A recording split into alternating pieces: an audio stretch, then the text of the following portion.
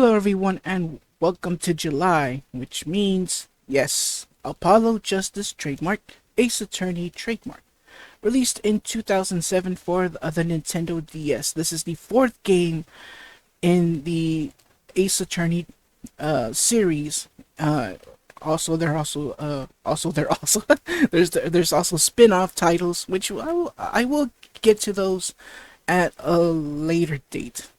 Well, basically not anytime soon, but I will get to them in the future.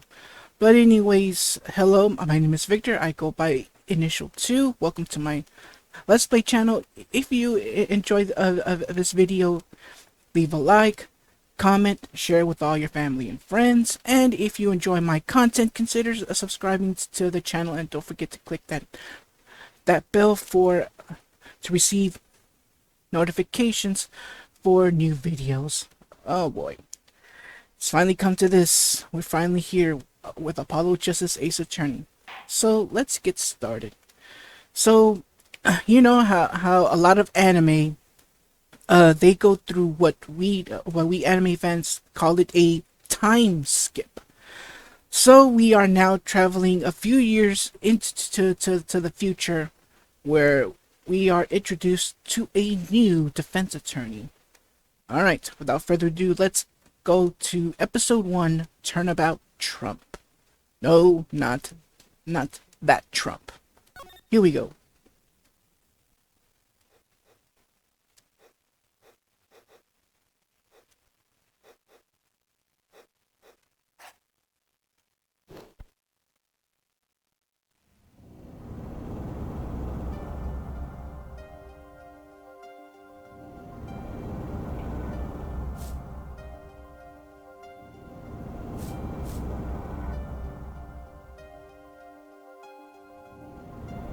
Showtime.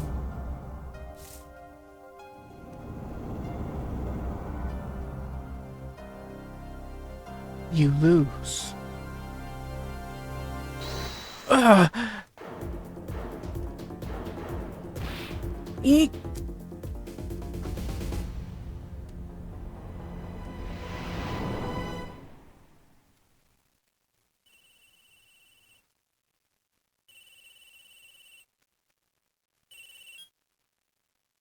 I seem to be in a bit of trouble. Something like that. Dead? Someone hit him. Hard. Me? Please. The cops should be here any minute. I'm in your hands. Should it come to that.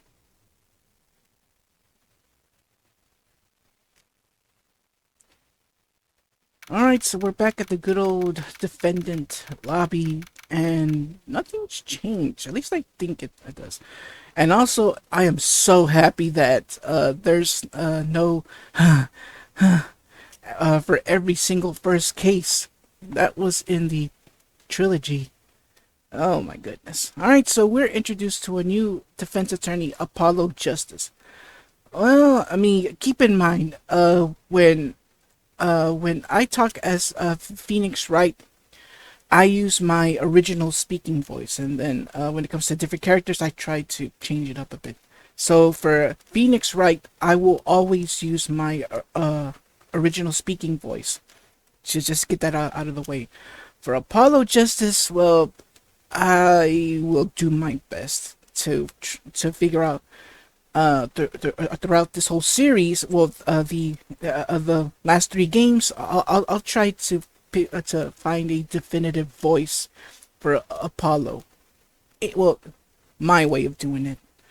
All right, here we go. The bottle of water at the ready. Let's do this. Panicked, palms sweaty. I can admit it. I'm nervous. Ah, good morning. Good morning, sir. You look tense, Justice. Wound up tight? Wound up, sir? No, I'm loose. I'm fine. That screeching noise, is that your voice? I suppose it's to be expected. Your first trial, and it's a homicide. I guess justice doesn't start small, eh? I'm fine. I got up at 5 a.m. To do my Courts of Steel voice workout. I'm fine. Ah, that explains it.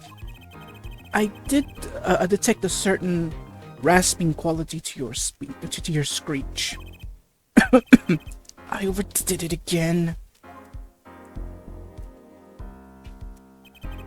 As you know, your client today is a good friend of mine.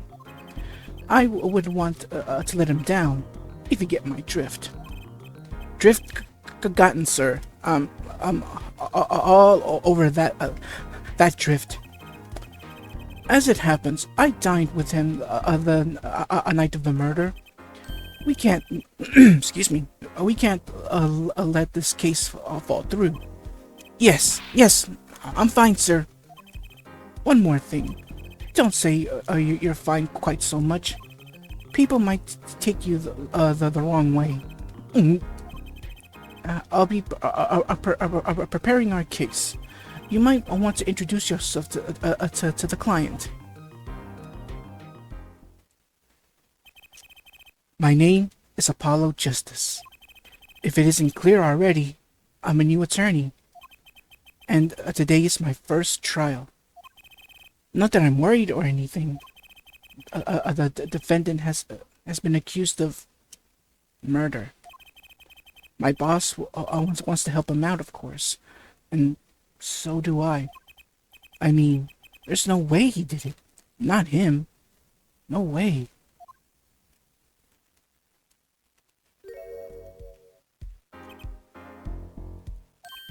Whoa,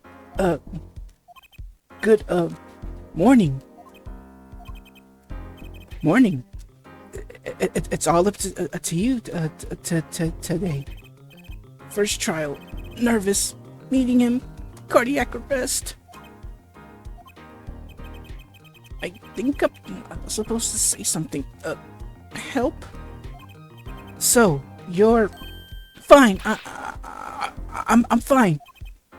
Ah, Mr. Fine, is it? I did remember you having an odd name. Well, we're off to a great start. Are you sure you're okay? I mean, with me? Mr. Gavin is a top-notch defense attorney, and he's your friend. So why? You'll see. Huh? You can do it. Be confident. I'm really sorry that this happened to you. I mean, it's time. Shall we? Yes, sir. Oh boy, it's gonna be tough to, handle like a new character, but like I said, I'm doing my best. Like, I'll try to find like a definitive voice for him. For Apollo as best as I can. No promises. No promises. Okay, I need to focus. First trial. Here comes justice. All right, we are back in the good old courtroom, and as you may have noticed, we have a new soundtrack, which means good music again. Same sound effects though. Court is now in session. The prosecution is ready, Your Honor. Well, look who's back. Winston Payne. The defense is fine. I mean, ready, Your Honor. Mind going blank. Don't panic. Too late. Your name was Mr. Justice, and this is your first trial. Yes, sir. Yes, Your Honor, but I'm fine. Really. Are you quite sure? Your voice sounds a bit strained. Mr. Gavin? Yes, Your Honor? I was under the impression that you would be heading up this case. That was my intention, yes. However, a defense attorney must always cede to his client's wishes. And my client specifically requested Mr. Justice. Well, of course, he wants justice. But to entrust his case to this greenhorn? Why? Oh, Judge, you haven't learned a single thing, even from Phoenix's first trial. I do not exaggerate when I say that you're the best defense attorney in town, Mr. Gavin. Okay, so Gavin's got trial experience, fine. But does he have cords of steel? Then, let's begin. The defendant may enter the courtroom.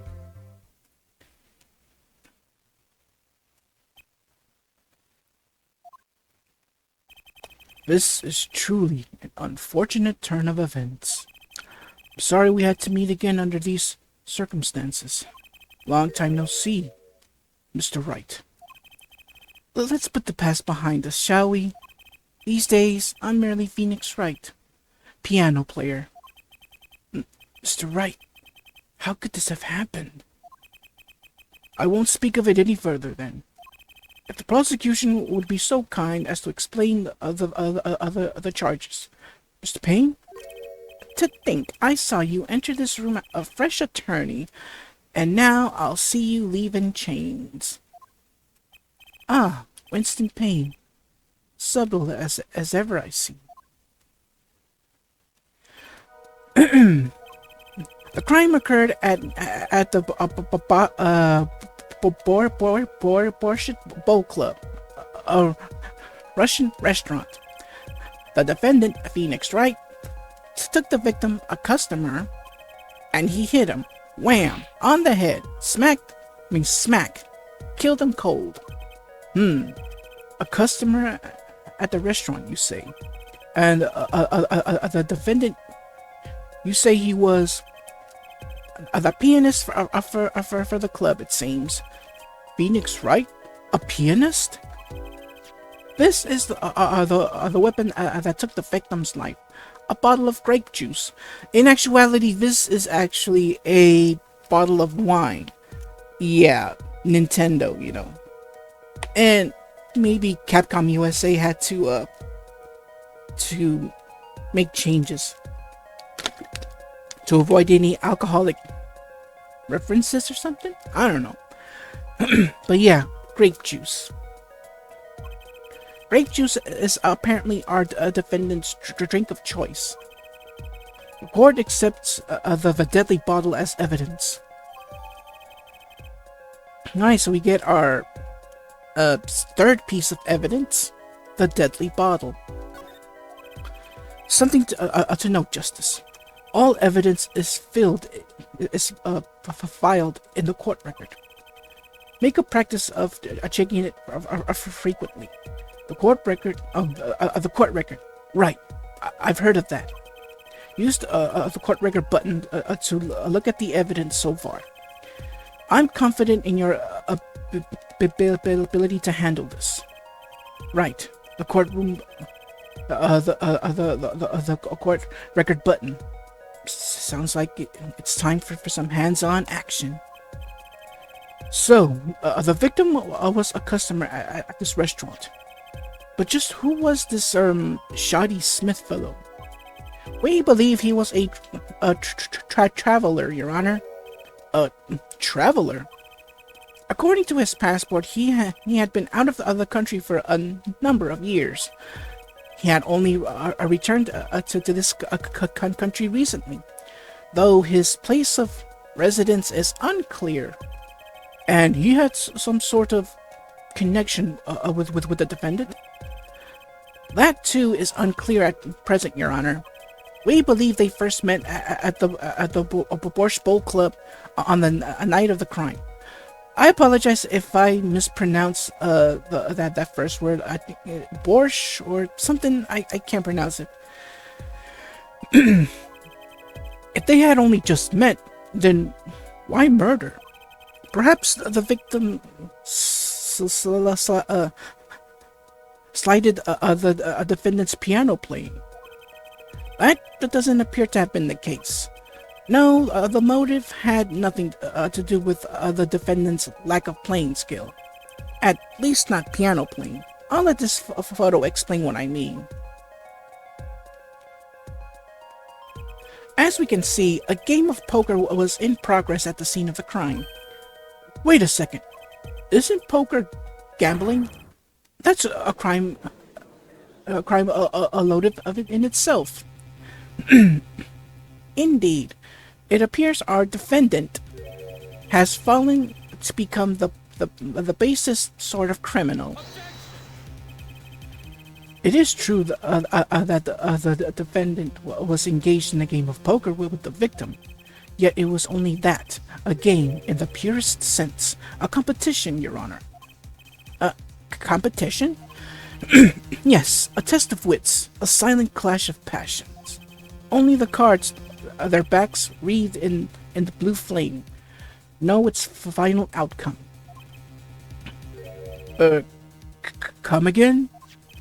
The cards on the table had blue backs, Your Honor. I believe the defense was waxing poetic in an attempt to mystify those present and impress women. That will be our first order of business here, then, to find out more about this fatal game of cards. Very well, defendant. You will testify to the court about the poker competition held the night of the crime. My pleasure. This is it. My first trial. Here goes nothing. Alright, first testimony. The competition. Here we go. I am a pianist by trade, yet I can hardly play at all.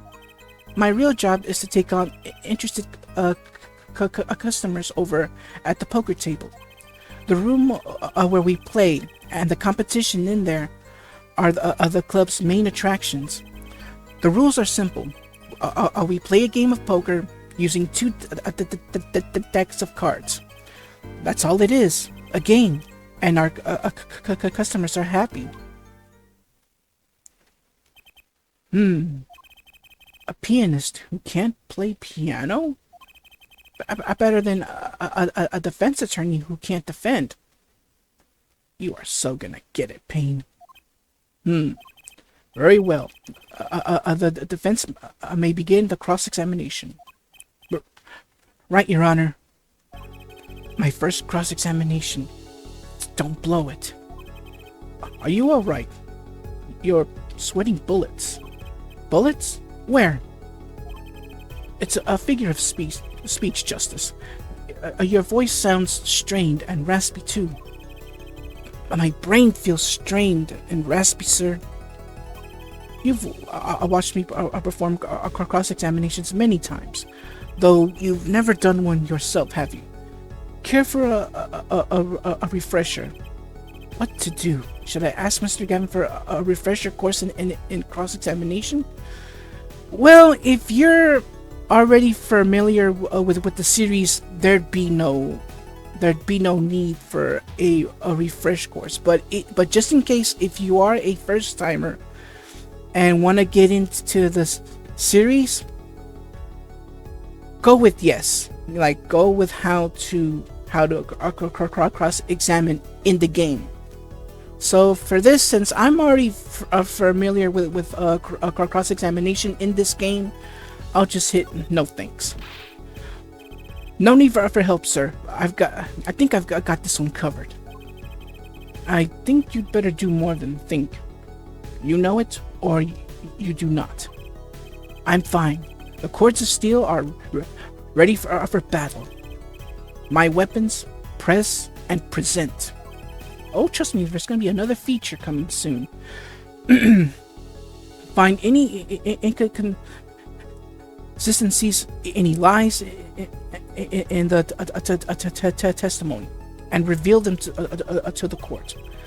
That is, oh my goodness, what's wrong? That is a cross-examination. Learn it, know it, do it. Inconsistencies? Lies? a Phoenix Wright? As if a Phoenix Wright would never lie, and it's up to me to prove it. The defense may begin its cross-examination.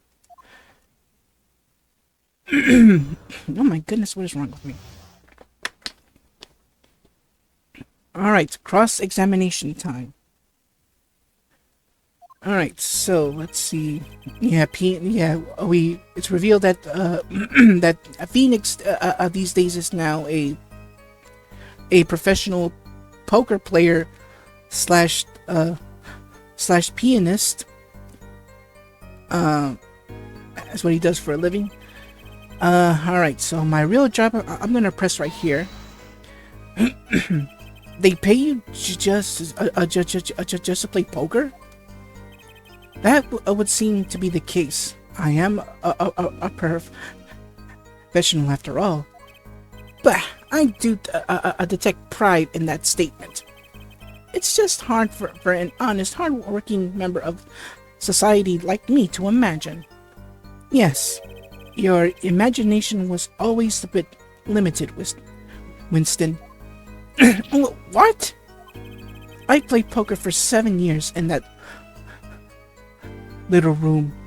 Yeah, and that's another clue revealed that 7 years have passed after the events of Trials and Tribulation, and I've never lost once. What? What? You see why the customers come now?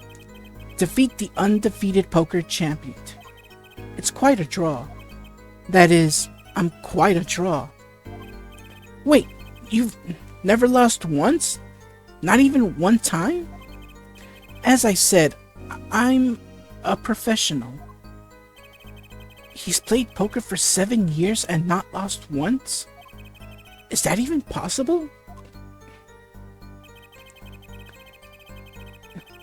Alright, so let's see. The room where we play at the competition in there are the club's main attractions. Alright, let's press. The room in the crime scene photo is an attraction? It has quite a history, actually. The Borscht Bowl Club used to be a gathering spot for black market types, but back in the day.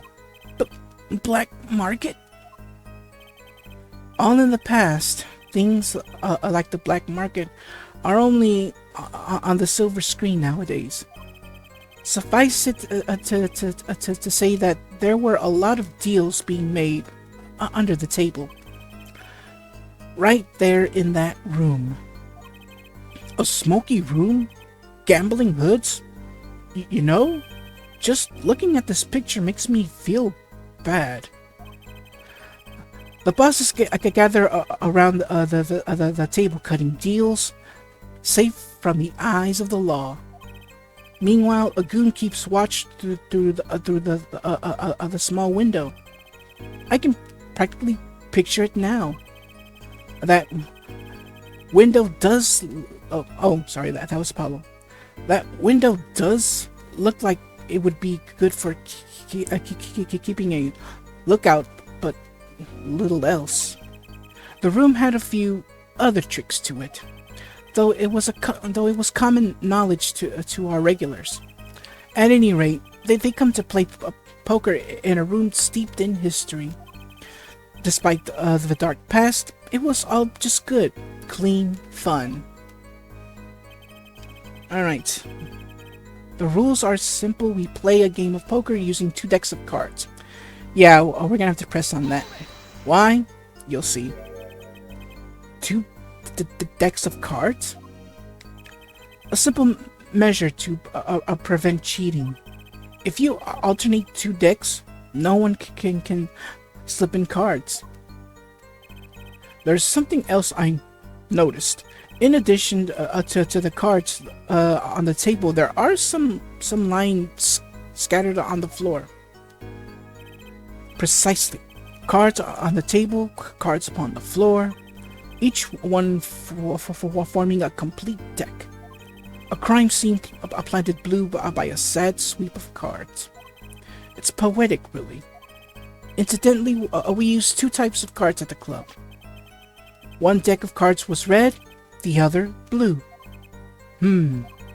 As I recall, in poker, you make 5-card hands. I can see how it would be easy to cheat. Yes, a game of hands.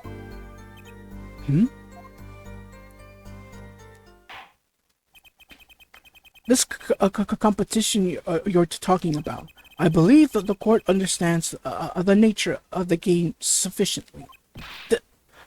That's right. It was a simple game, after all. Are you sure? Huh? People are not murdered over simple games, Mr. Justice. Defendant, you were in the room the very moment that the crime occurred. Yet you claim no connection to the crime? Now that's strange. What's strange? I was testifying about the competition that night. Asking me about the crime at this point is against the rules, Your Honor. Of course, I expected to hear a cry of objection from the defense. I'll let that one slip by. Don't despair yet, Justice. Sir? Right. There's something I'd like made clear. Namely, your connection to the case at hand. I'd like to hear it from you. Sure. Why not? Very well. The defendant will amend his testimony. Just one a little press. And I've got myself a whole new testimony. All right, new testimony. I plead silence. Sorry, couldn't resist myself. Regarding the murder, but I will say I never touched the murder weapon. By murder weapon, do you mean this? The grape juice bottle. So. Sorry. So, you say you didn't touch the murder weapon, this grape juice bottle, right? So I said. Something the matter, Mr. Justice? Too bad our new defense attorney never learned how to play dumb. What's this, Mr. Payne? I examined the bottle in question, you see, and it was covered with a defendant's fingerprints. Objection! No need to shout, Mr. Justice. I can hear you just fine. Excess. Yeah, yelling can damage the judge's ears. And our case. But what about my cords of steel? Anyway, what's so strange about the fingerprints on a bottle in a restaurant? Well, that's true. The prints alone don't. Oh, they wouldn't prove a thing if they were normal fingerprints. Huh? But the fingerprints on the murder weapon were upside down.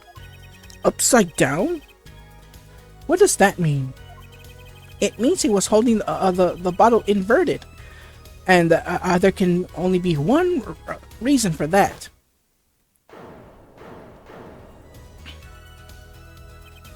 Yes.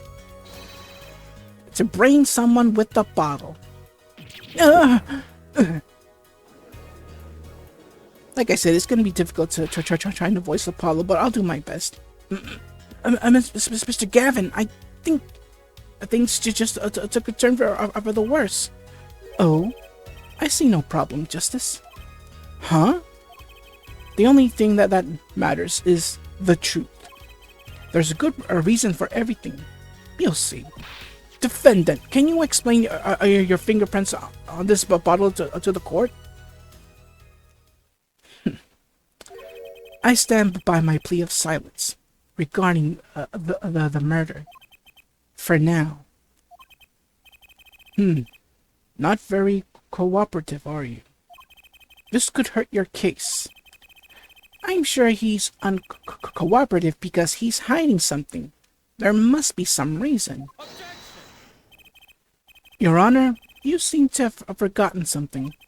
And what might that be, Mr. Gavin? On the night of the crime, who was it who reported the murder to the police? Reported? Well, that was the defendant, Mr. Rank. But still, that... Really?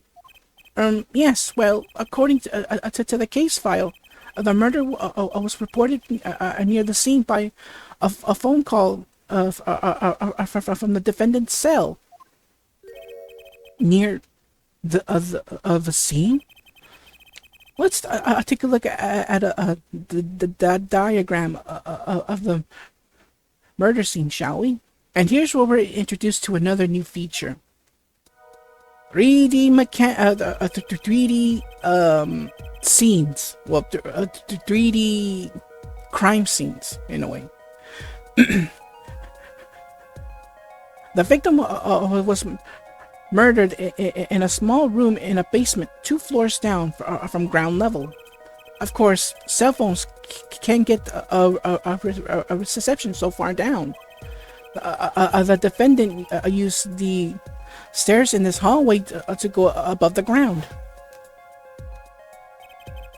Oh, well, I guess those features aren't going to be shown yet. The call came from the first floor of the restaurant. I see. And this is the call of the phone that made the call? And we get another new piece of evidence. Wright's cell phone. The defendant could have just fled the scene of the crime if he chooses. Yet he fulfilled his duty as a citizen and reported it to the authorities. And you claim he is being uncooperative? Nice save, Mr. Gavin. I'd better not waste this.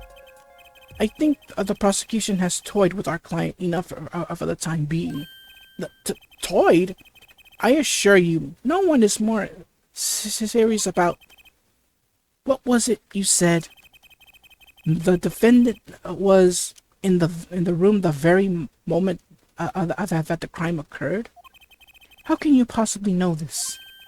That's a good question. How indeed? The answer is simple, Your Honor. The prosecution has a decisive witness. You're as good as they say you are. So someone else was in the room the night of the crime? That must mean they witnessed the crime. Everything up until now has been a warm-up, Justice. Are you ready? Very well. The prosecution may call its first witness to the stand. The witness will state her name and her profession. Hold on just a moment. Where's the witness? I summarized that she has been frightened by the defense's demonic-looking horns. It's called the hairstyle, dude. You shouldn't, what, you think, your hairstyle is more better than his? So I use a little hair gel. Relax, people. Have no fear. If any horns pointed in your direction, this court will cut them off. You are sure? I swear it on my gavel. Please come out. Isn't violence against hair a crime, Your Honor? Well, if you are sure it is, okay.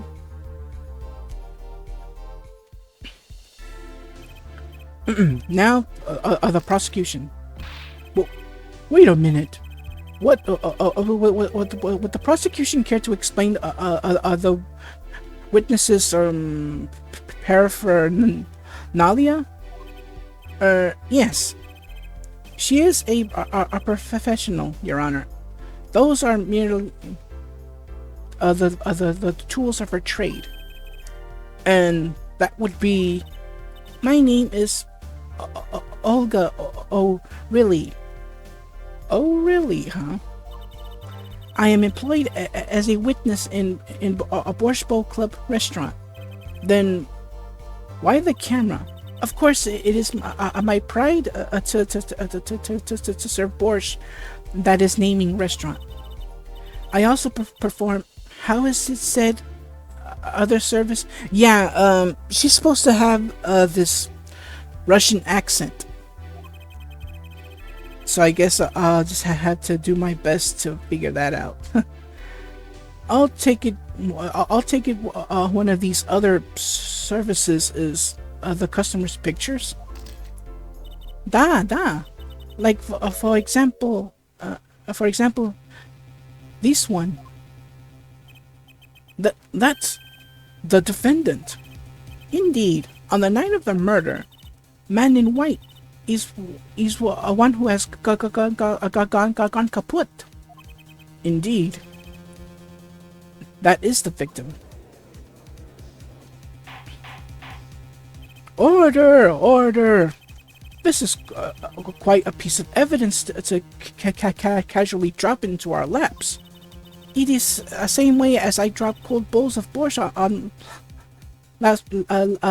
laps of customers. Casually? The court will casually accept this new evidence. Alright, we get another new piece of evidence, Olga's picture. Photo, doesn't matter. Now, witness. Where were you at the time of the murder?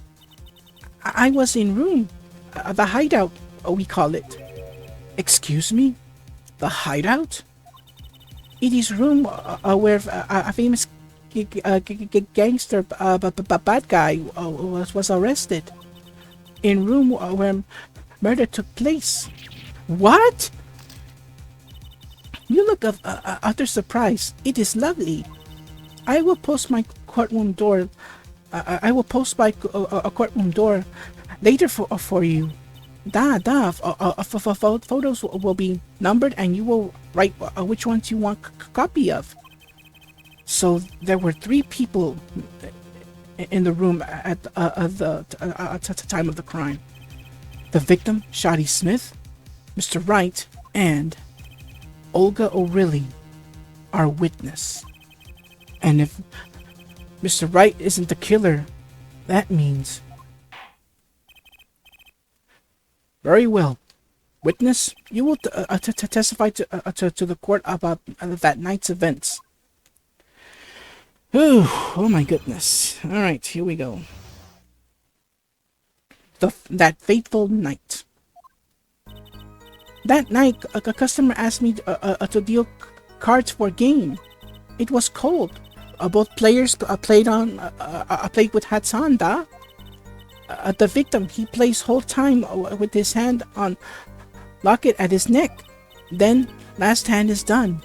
But something terrible has happened, da. That man flew at a victim and is strangling him to death. Strangling him to death? You don't say. Strangling, you say.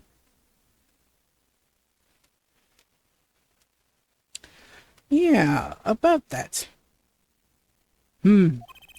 Incidentally, who won the game? Isn't it obvious? The winner was the victim, Mr. Smith. That's ridiculous. Because Mr. Wright can't lose. Justice, maybe you can come up with a more legitimate objection. But he hadn't lost in 7 years. Take it from me, kid. It happens. I didn't lose a case on my first 7 years as prosecutor either. Incidentally, I have some evidence here.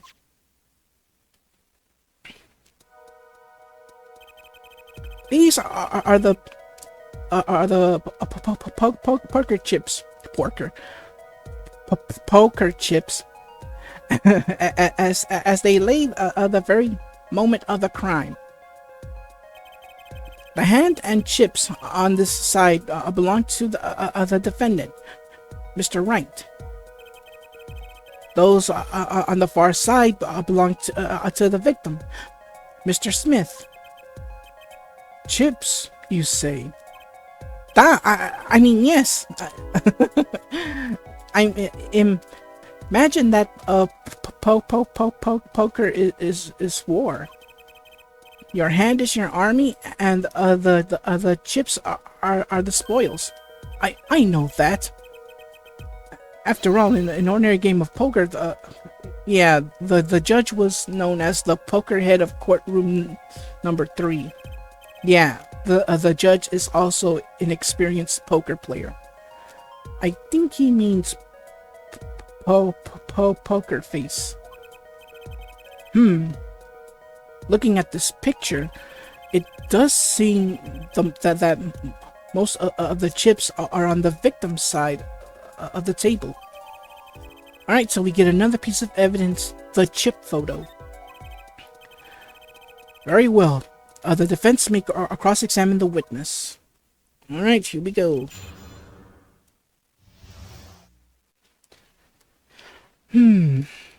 Let's see. The night the customer... No, I don't think it's that one. It was cold. Well, yeah, keep in mind, in that basement, there was no, how should I call it? Any type of heating system there. Let's see. The victim, he placed the whole time with his hand on locket at his neck. Then the last hand is done, blah, blah, blah. Here we go. That man flew at victim and is strangling him to death. Yeah, about that. But the defendant would never do such a thing. Eek. Well, no, I can't say that I've heard the defense try this tactic. If possible, please, refrain from embarrassing me.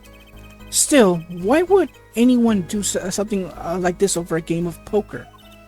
Perhaps it is because defendant has lost game? Yes, a crushing defeat for a man undefeated. So it always is with men like him. Winners make sore losers. Oh, how the mighty fall. Go ahead. I believe you know what it is you need to do. Right, sir.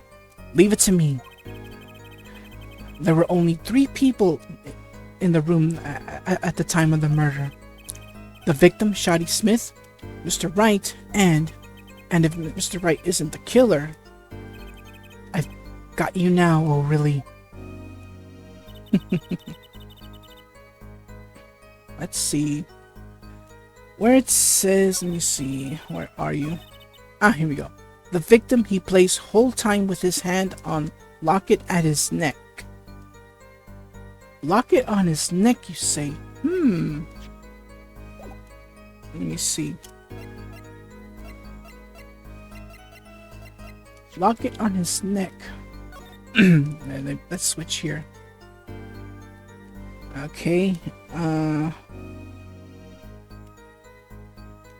Oops, sorry. Let's see. Locket on his neck. He plays the whole time.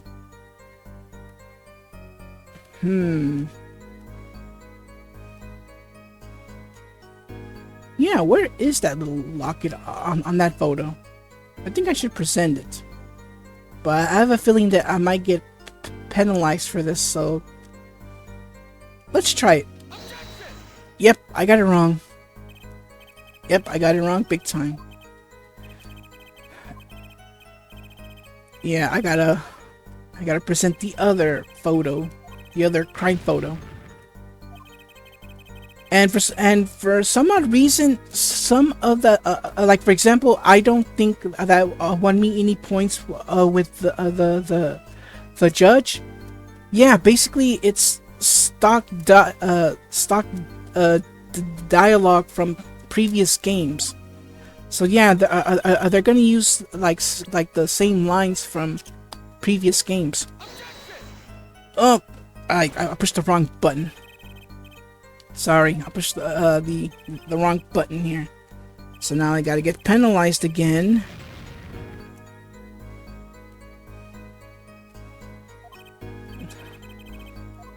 Sorry about that. I don't know why I'm making mistakes right now. Alright.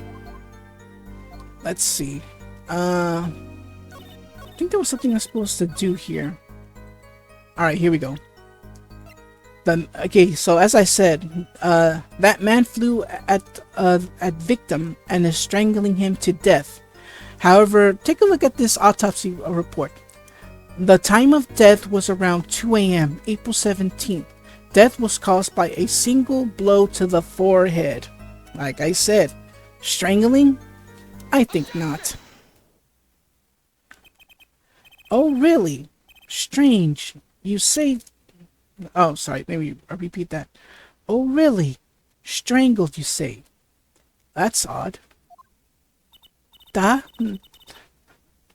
Normal customers only choke on borscht. No, I mean this report shows that the victim died of a blow to the head. Miss O'Reilly? Oh, really? Really now? Did you witness the crime? Eek! That is impressive. She catched all those plates and did dishes with her eyes closed. That is impressive. Looking at this picture, it doesn't seem like he was hit. He's still wearing his hat and everything. Yet, it is a fact that he was hit, Your Honor. Here's a photo we took of the victim with his hat off during our investigation. Well, that's quite shocking, isn't it? This head certainly was hit. Alright, so we get our next piece of evidence, the crime photo number 2. But I have seen it happen. Keep in mind, if there was in the case of strangling, of choking or strangulation, there would have been like strangle marks on the neck, but there wasn't any. But I have seen it happen. The defendant, he lunged at victim, his neck. Oh really, Miss O'Reilly? I think I've caught you in your own lie this time. Justice, I admire your enthusiasm, but perhaps you should think this through once more. What do you mean? I found a contradiction. There's one thing in her testimony that troubles me. Very well. It seems we should continue this cross-examination. There's such a thing as thinking too much. This horse is dead. Let's stop beating it. There's such a thing as thinking aloud too much too. All right. Yeah, if I remember correctly, the one where here we go. The victim, he plays whole time with his hand on locket. With his hand on locket at his neck. Let's present that crime photo that was given to us. You know, there was one curious part in her testimony, just like Mr. Gavin said. But what does it mean? Mr. Justice, would you care to explain what is it you're thinking about so intensely about? Recall the testimony, Your Honor. The victim played with his hands on a locket at his neck.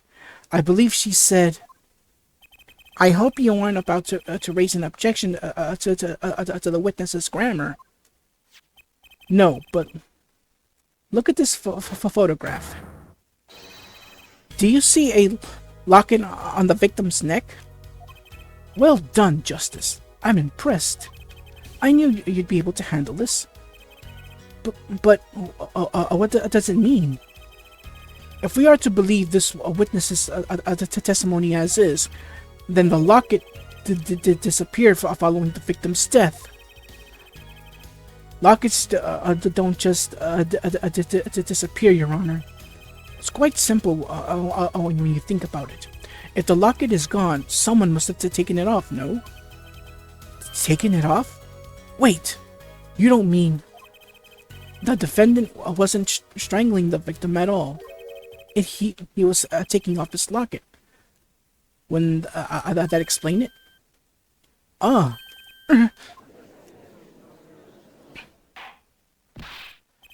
Defendant! What do you have to say to this? Say. Yes? I just noticed this, but... You have something hanging around your neck, don't you? Oh, you mean this? Yes, it's a locket with a photograph inside. A photo of my daughter. Come again? Mr. Wright, you have a daughter? We confirmed it at the time of the arrest. The picture in the locket is indeed Mr. Wright's daughter. So Mr. Wright has a locket too? Why don't I buy that? This is just a coincidence. Well now, if the results of this poker game led to the murder, perhaps we should hear a bit more about the outcome of the game. Further a testimony won't really be necessary. It's clear the defendant lost badly. Miss O'Reilly, you will testify to the court about the game played between the victim and defendant. Duh. Alright. Here we go. Serious competition. The game began with 3,500 points in chips for each man. House chips come in two sizes, small and large. Really now? The one who was winning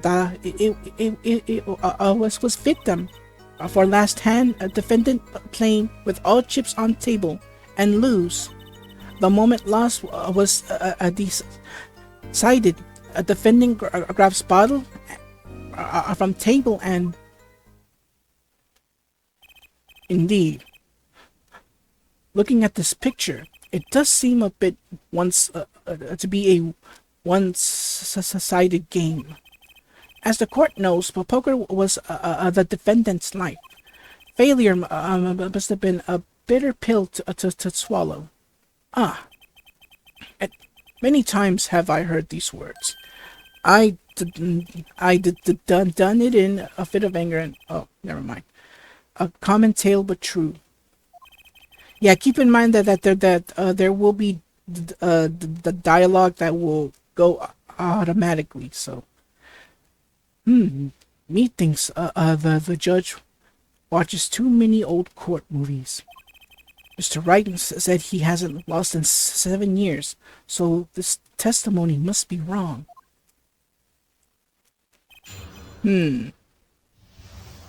Alright, so, let's see. The game begins...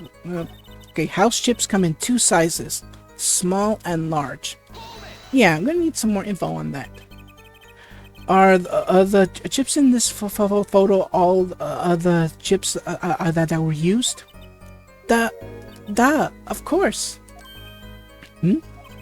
Something's fishy with these chips. Should I press harder? Yeah, need more info. Maybe you could explain a bit about these chips. Explain? What is there to be explained?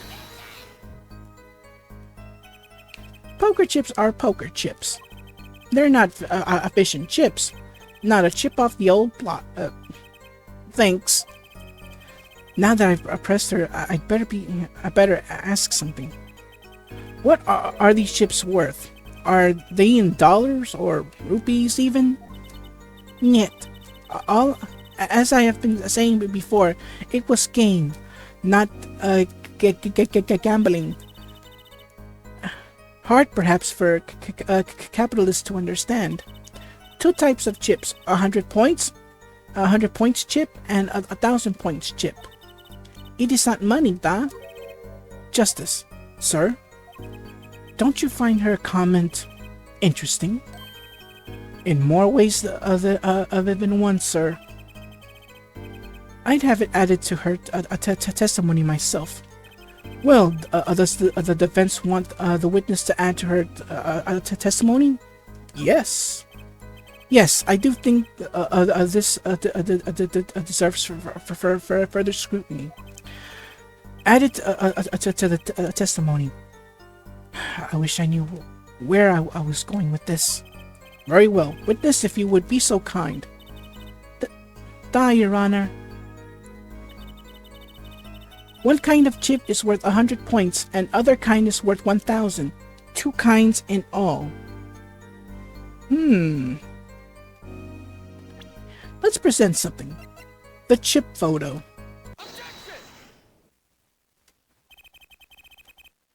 Yeah, so let's head back here. So basically, defendant and victim's chips when crime took place. As you can see.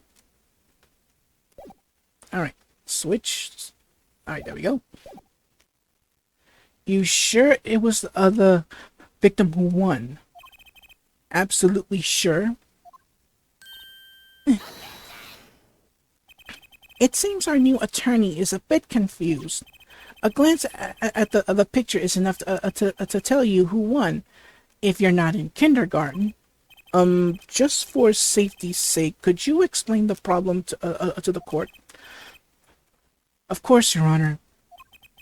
In this photo, I see small chips and I see large chips. Tell me, which were worth 1,000 points?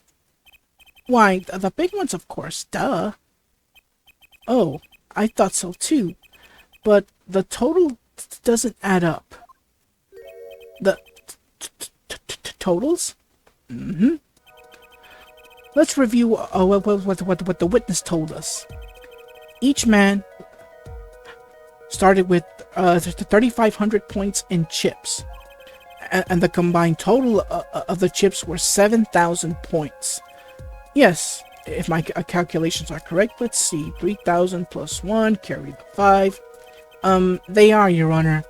Now, look at this photo that allegedly shows all the chips. If the big chips are worth 1,000 points and the small chips are worth 100, and you add them up, how much is it? Do it yourself. You aren't in kindergarten, are you? 10,600 points. The chips don't add up. This clearly contradicts the witness's testimony. But why? How can this be? Exactly, Justice. Now that you know the what, you must determine the why. Right. There's only one possible way to explain this contradiction, and that is both were right. Each man began the game with 3,500 points. If all the chips are indeed shown in this photograph, then there can only be one answer. Well, what is it? The value of the chips was the other way around. What? Want to know what I think? The small chips were both 1,000. The small chips were worth 1,000, not the big ones. Madness! Utter madness! Show me that photograph of the chips again. There are 6 small chips and 10 large chips. Why, doesn't that make 7,000 points when you add them up? Excellent work, Justice. It's almost as though you've I figured it out by yourself. Well, I'm glad I was the one who said it. But wait! The value of the chips may be different, but that changes nothing. Indeed, the victim did not have the larger chips still. Well, number of chips still. Exactly.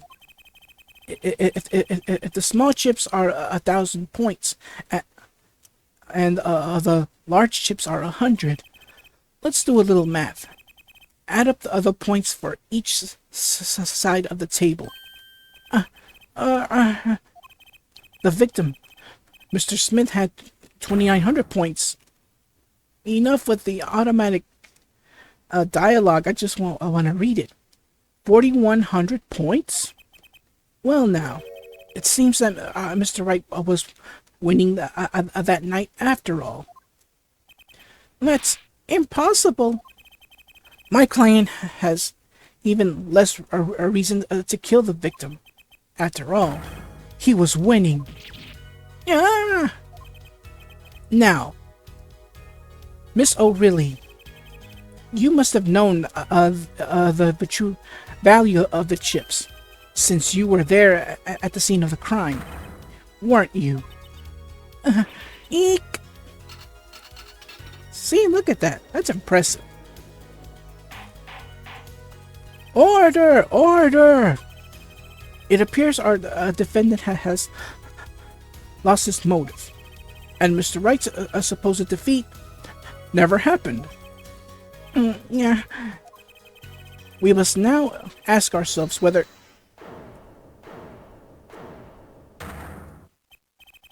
Excuse me? What is it, Miss O'Reilly?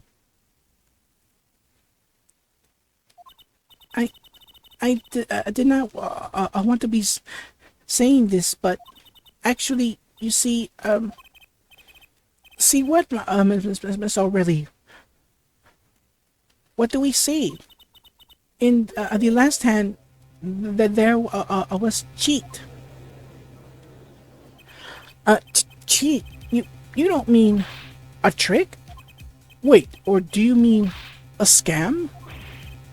They're all the same thing.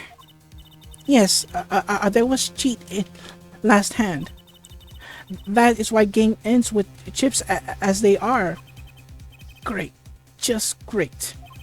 First we have lying. Now cheating. Well, this case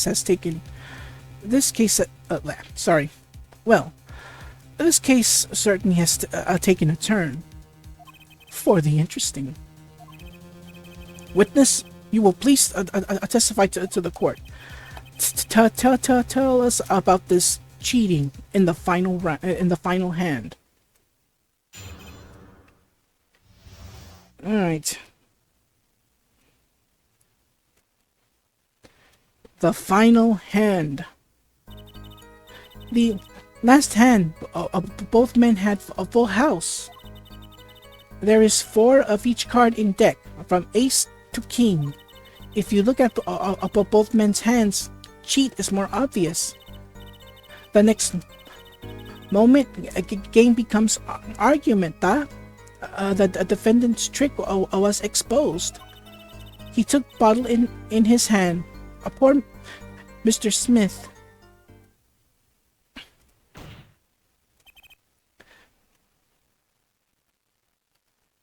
Miss O'Reilly, why did you not tell the court about this from the very beginning?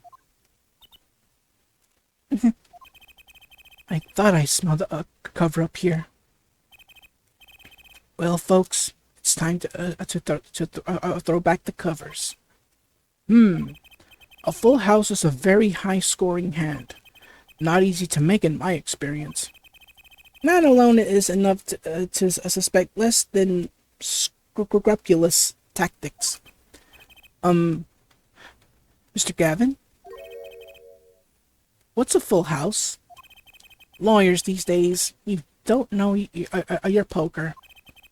I can't say this bodes well for your case or career. What is this? Some kind of secret pokering? Justice. You know the terms one pair, two pair, and three of a kind, yes? Yeah. No problem. Two cards with the same number makes a pair, and three makes a three of a kind. Good. Now picture a hand with one pair and one three of a kind. That's a full house. That doesn't sound very easy to make. You can see each player's hand in this photo. Wow, they both have full houses. We forget there's an easy way to make a full house and go undefeated for 7 years. You cheat. The defense may cross-examine the witness. If he did cheat in the last hand, that still leaves one important question. Mr. Wright lost that hand. Who's ever heard of a professional con man losing when they cheat? Alright, here we go.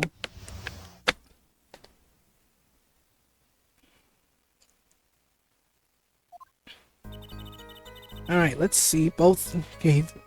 So both men had full houses, yet one of them cheated. You don't say, huh? You don't say. If you look at both men's hands, cheat is more obvious. Really? Let's ask for more info, or press for more info. How was it clear? Well, the defendant, he played a fifth ace. Fifth ace? I still remember both hands very well. Mr. Smith Smith's hand had 3 aces,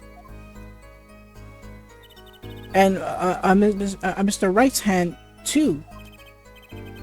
Obviously, cheating was afoot, or perhaps I should say, a hand.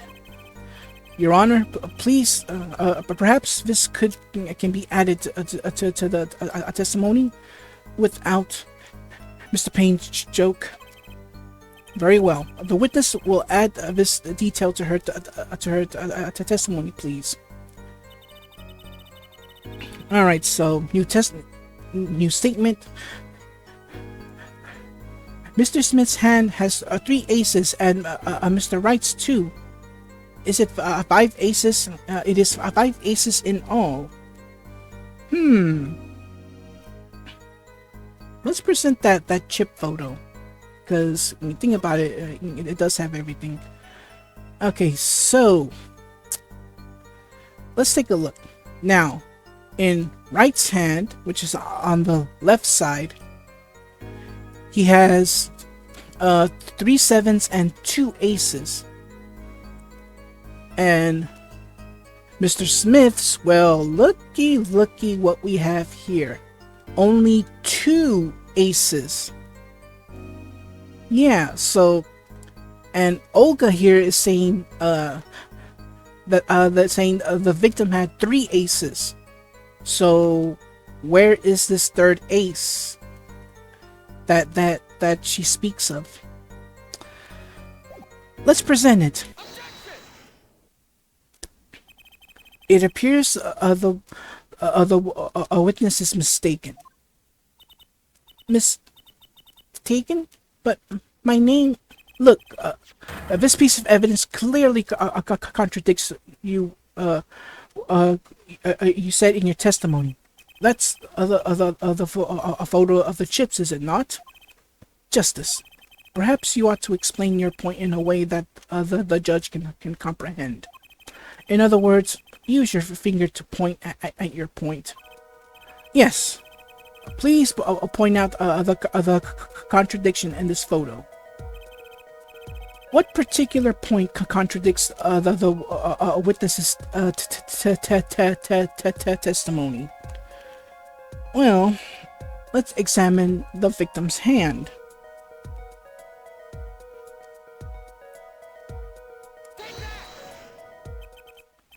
Oh, sorry. Switch. Miss O'Reilly, in your testimony, you made the following claim. Mr. Smith's hand had 3 aces, but as you can clearly see, the victim's hand only held 2 aces. Well, maybe the witness was simply confused. Perhaps it was the defendant's hand that held the 3rd ace in question. Take another good look at the evidence. As you can see, the defendant also had 2 aces in his hand. Where's the 5th ace? I see cheating all right, and it's going on right here in this courtroom. 2 aces in each player's hands does make 4 aces total. Hardly proof of cheating. Wait, please, it is true, I have seen it. The 5th ace. There was cheating, I swear to you. That's odd. She must be lying. Yet she's the most sincere I've seen her all day. You're right to trust your instincts. Mr. Gavin? Who knows what lies in store for us in the trial? Your Honor, if I may, I have a suggestion. You know what? I'm gonna stick to my original voice for Apollo 2. Same with Phoenix. For Phoenix and Apollo, I'll just use my original voice from now on, because it's just plain difficult for me right now. What might that be, Mr. Gavin? If you don't mind, perhaps we might examine the actual cards. The cards? Mr. Payne, yes? The players' hands that night were set aside as evidence, were they not? The defense would like to request the cards be shown to the court. Very well. The prosecution will submit this evidence. Which will you examine? The victim's cards or the defendant's hand or the defendant's cards? Oop, I skipped now. Now, which of these hands is more suspicious? Well, I guess we can view the victim's hand. It was the victim's hand that changed over the course of the witness's testimony. The defense requests a time to examine Mr. Smith's cards. Very well. Mr. Payne, if you would. Very well. Alright, so we get the victim's hand. Well, the time's a-wasting. Get to it, Justice. Yes, sir. Alright, so let's go to the victim's hand. I'm not doing this myself. Alright, so we're gonna switch here. When examining evidence, be sure to view it from all sides and angles. Try using the dials on the evidence viewer. That should give you a better perspective on the case. Okay, let's do this. Yeah, I'm just gonna use the oh no, I guess I can't. Alright, so what I'm using is the mouse here, so I can spin this whole thing around and oh, what do we have here? Look at that. Look at that. Let's examine here.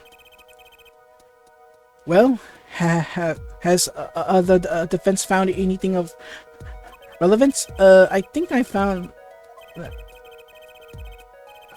might have pushed the wrong button here. Hold on. Examine this hand again. So let's skip. All right, here we go. All right, this time I'm gonna move this around. You won't see the mouse cursor, just so you know, but I am using the mouse for this. All right, here we go. Look at the blue hand here. Booyah! What? Your Honor, look at this. One of the victim's cards. The back is a different color.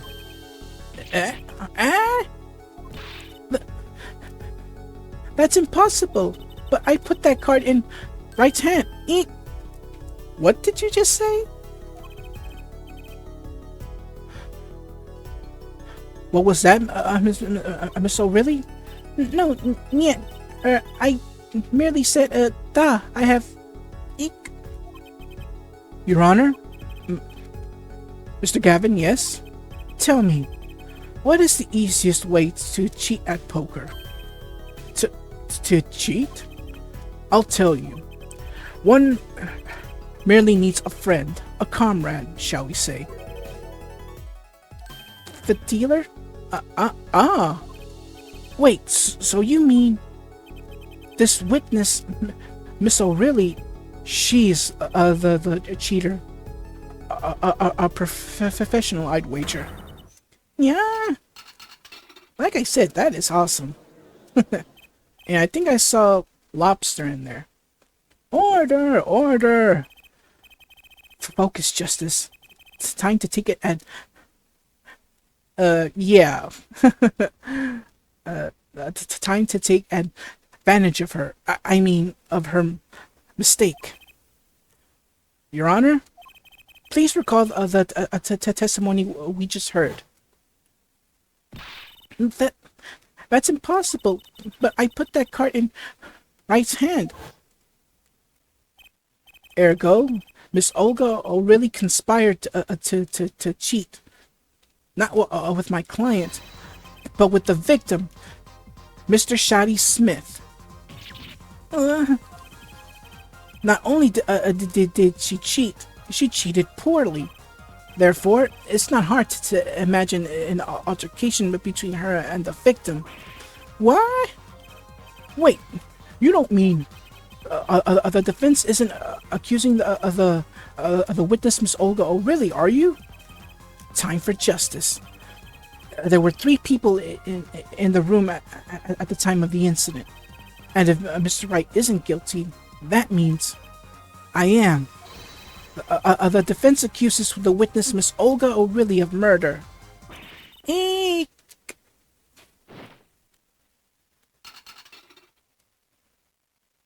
Wow. That was awesome. Mr. Payne, where is your witness, Miss Olga O'Reilly?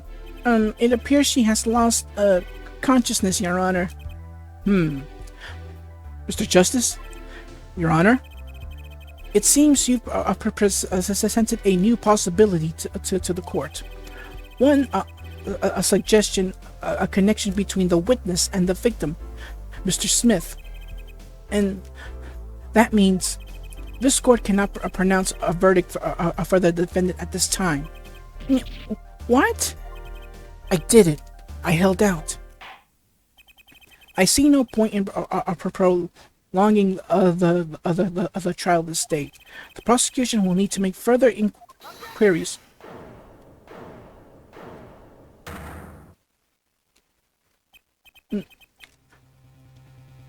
Mr. Wright? You can't end the trial here, Your Honor. Not yet. What nonsense is the defendant spewing now? Think. One of the cards had a different colored back. Don't you wonder what it means? What are you doing, Mr. Wright? Raising objections right when you're about to get off the hook? Ridiculous! Mr. Payne, you of all people should know, Mr. Wright has a talent for the ridiculous. Perhaps we should get to the bottom of things. Let's clear up the facts about the game that fateful night. As we said before, we alternate between two decks of cards that night. That was said before. The two decks at the club have different colored backs, blue and red. One color per deck. Why use different colored backs? If we use the same color, the two decks might get mixed up, or might get mixed. You used different colors and they still got mixed up. We used the red deck for the last game. I see. But that's odd. For some reason, I have this impression that you were using the blue cards. Yeah, me too. I'm sure someone said something about blue cards. Whatever. In the end, one card of the wrong color got into the mix, which means there was cheating. Yes, a card slipped into the deck would seem to indicate cheating. Yet, this card raises two serious questions. Apollo? Yes? Let's consider the first question, shall we? Think, in the last game, when was the card swapped? When? There are three board possibilities here. It could have been swapped before the murder. Sorry. It could have been swapped before the murder, during the murder, or after the murder. Well, yeah. Thanks for the news bulletin, Mr. Wright. Of course it was swapped. Oh? It might just be as simple as you think, Mr. Payne. Or maybe not. I'd like to hear what Apollo thinks first. When do you think the cards were swapped? When was the card swapped into the deck? I would have to say after the murder. Perhaps it happened after the murder? Well, what's that? Ridiculous. What's the point of cheating after the hands have been shown? That's silly. Yes, but tell me, how do you swap cards during the game? I'll take silly over impossible. I take it from me, son. There's a lot of silly in this world, but very little impossible. Oh? Even when the backs of the cards are a different color? If you pulled that during the game, you'd be caught in no time. Quite true. That would mean that the blue card in question was swapped after the hands were shown, after the murder. Okay, this is going past silly and straight on to crazy. I ask again, what's the point of cheating after the game's over? Who would do that? Who indeed? That's one of the mysteries before us. There's another? Yes. A simple yet decisive question must be asked. Who swapped the red card for a blue card? Who? The game and murder is done. The victim is dead. Only two remain in the room. Alive, that is. The defendant, Phoenix Wright, and our witness, Olga O'Reilly. Okay, so who was it that swapped the red card for a blue card? I guess it had to be someone else. That's all I can think of. The one who's swapped the cards wasn't Mr. Wright, of course. And, well, it doesn't seem like it could have been Olga or really either. What are you suggesting? That's hardly a logical conclusion, I'll admit. As the defense, I think it only makes sense for you to name Miss O'Reilly at this point. Yes, I know. But she was the one who dealt the cards, right? I just can't believe she would make the mistake of swapping the wrong color card. And if the card was swapped during the game, it'd be obvious. Something you like to share with the court, Mr. Wright? Oh, my apologies, Your Honor. I was just thinking how much fun all this is. Fun? How about confusing? I have no idea what the defense is claiming, Your Honor. If the one who swapped the card wasn't the defendant and it wasn't Miss O'Reilly, then who was it? Yeah, well, that is the question, isn't it? Precisely. Huh?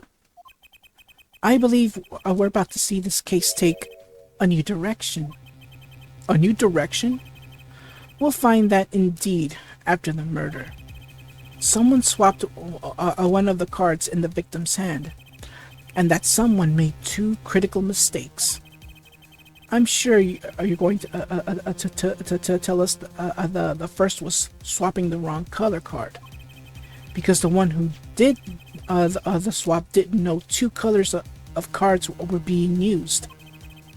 The other mistake was the number on the card. Right. The person replaced the fifth ace with the king. I'm sure whoever swapped it wasn't expecting there to be a fifth ace at all. After all they knew was the game had been won with the full house. So they picked up a king from the table and swapped it in. But there's one problem. According to our case record, this person doesn't exist. True, well, not until now, but you have to admit the possibility of a fourth person. Though it's more a possibility. There was someone else there that night at the scene of the crime. What? I believe the judge spoke truthfully earlier. You do make trials ridiculous, Mr. Wright.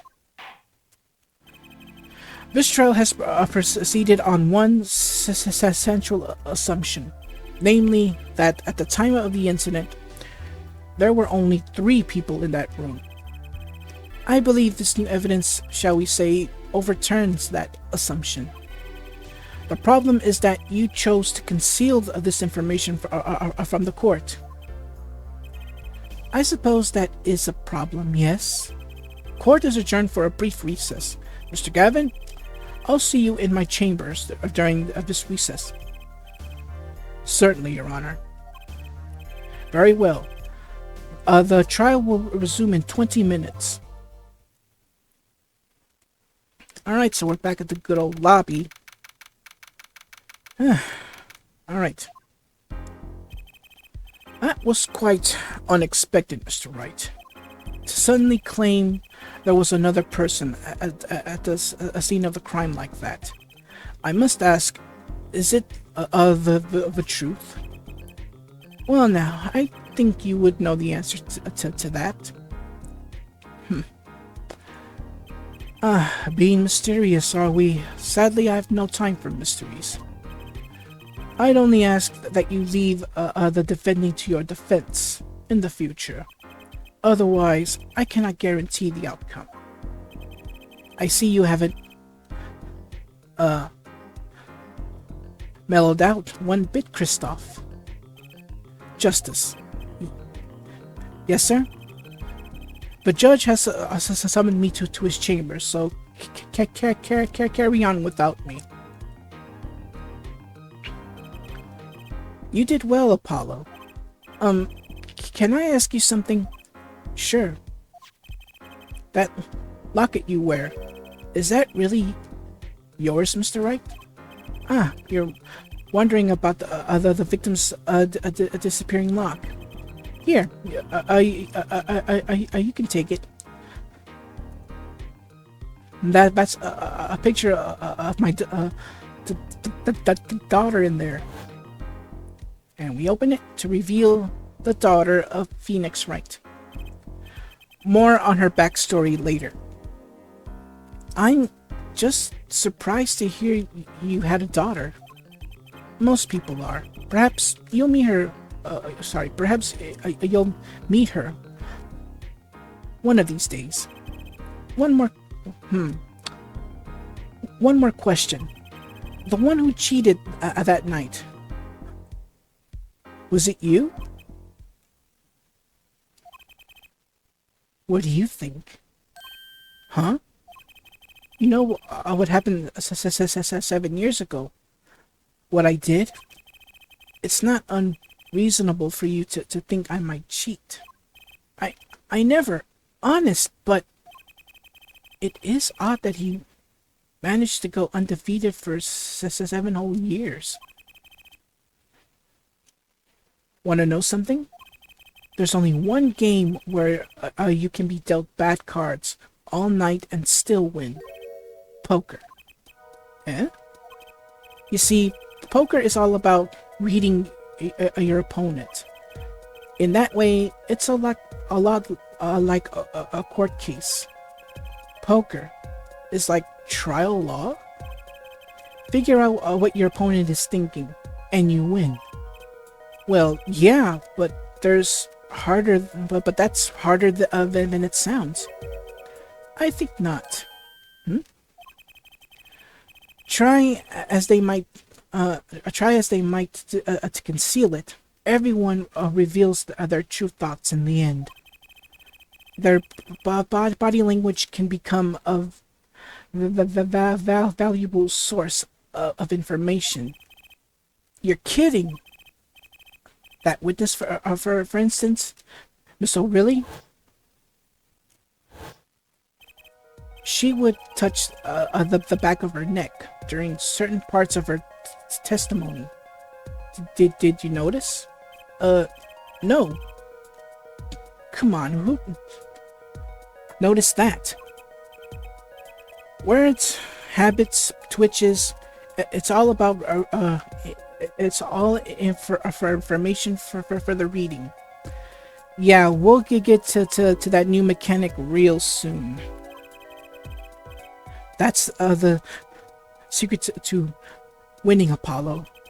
Someone taught me, and now I pass that secret on to you. But I'm not worthy. I mean, there's no way I'll pick up on these signals. No, you can do it. Huh? You just don't know it yet. What's he talking about? But you will. Soon. Ah, almost forgot. One more thing. About this case. You should know I haven't told the truth to anyone yet. What? I knew it! I have my reasons, of course. All shall be revealed. And Apollo, I need you to be there.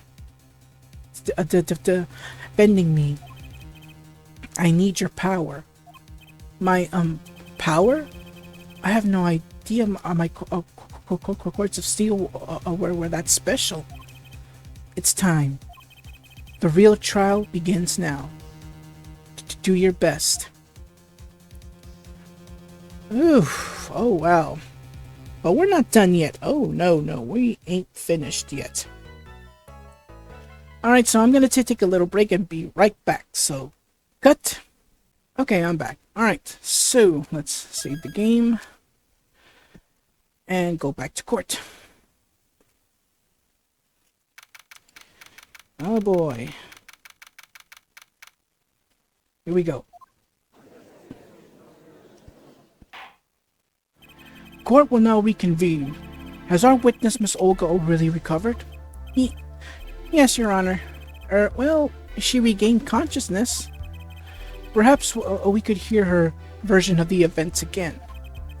That's the thing, you see, she's quite fatigued. You're looking a bit fatigued yourself, Mr. Payne. Sadly, fatigue is insufficient grounds for refusing to testify or prosecute.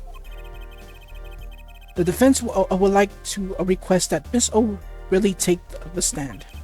Very well. The witness will take the stand. Perhaps you could repeat your name and profession. And now it's time to reveal who she really is. Or perhaps you'd rather admit that you're a poor liar and a poor loser. Not. Name's Olga O'Reilly. That's the truth. I'm a pro dealer. People call me Olga Quick Fingers O'Reilly. Oh, really? Want to know something else? I'm not really Russian, and my name, and my last name sounds like O'Reilly. There, that's the truth. I hope you're satisfied. Witness, you will tell the court what you were really up to that night. Fine, I'll talk. We had a plan, see? Let me remind you that you are currently under oath. Any further fabrications will have serious consequences. Fine. Alright, here we go. Like I said, I'm a pro. That guy Smith hired me to do what I do best. I was planted as at Borshat Bowl Club several days prior to the night of the game as a waitress. So you were in cahoots? Sorry, cahoots. With the victim? Not that he needed my help. Smith is a well-known poker player in some circles, but winning wasn't the main purpose of the game.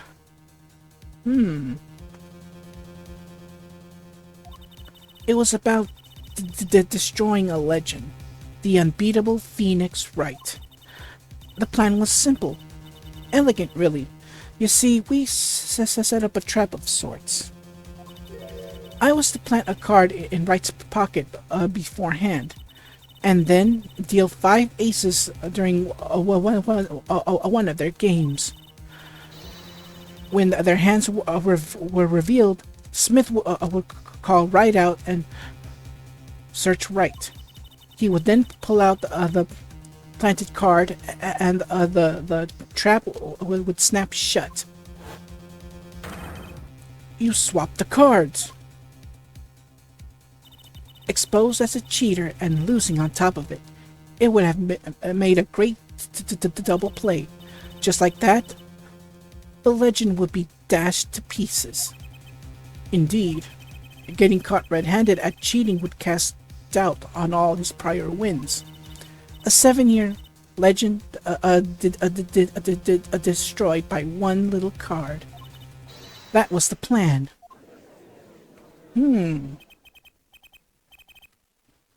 Oh really, how true. But it appears you made quite the mistake. A mistake? I agree, the trap was elegant. Yet, what happened to the planted card? Hey, that's right. He's lucky, I'll give him that.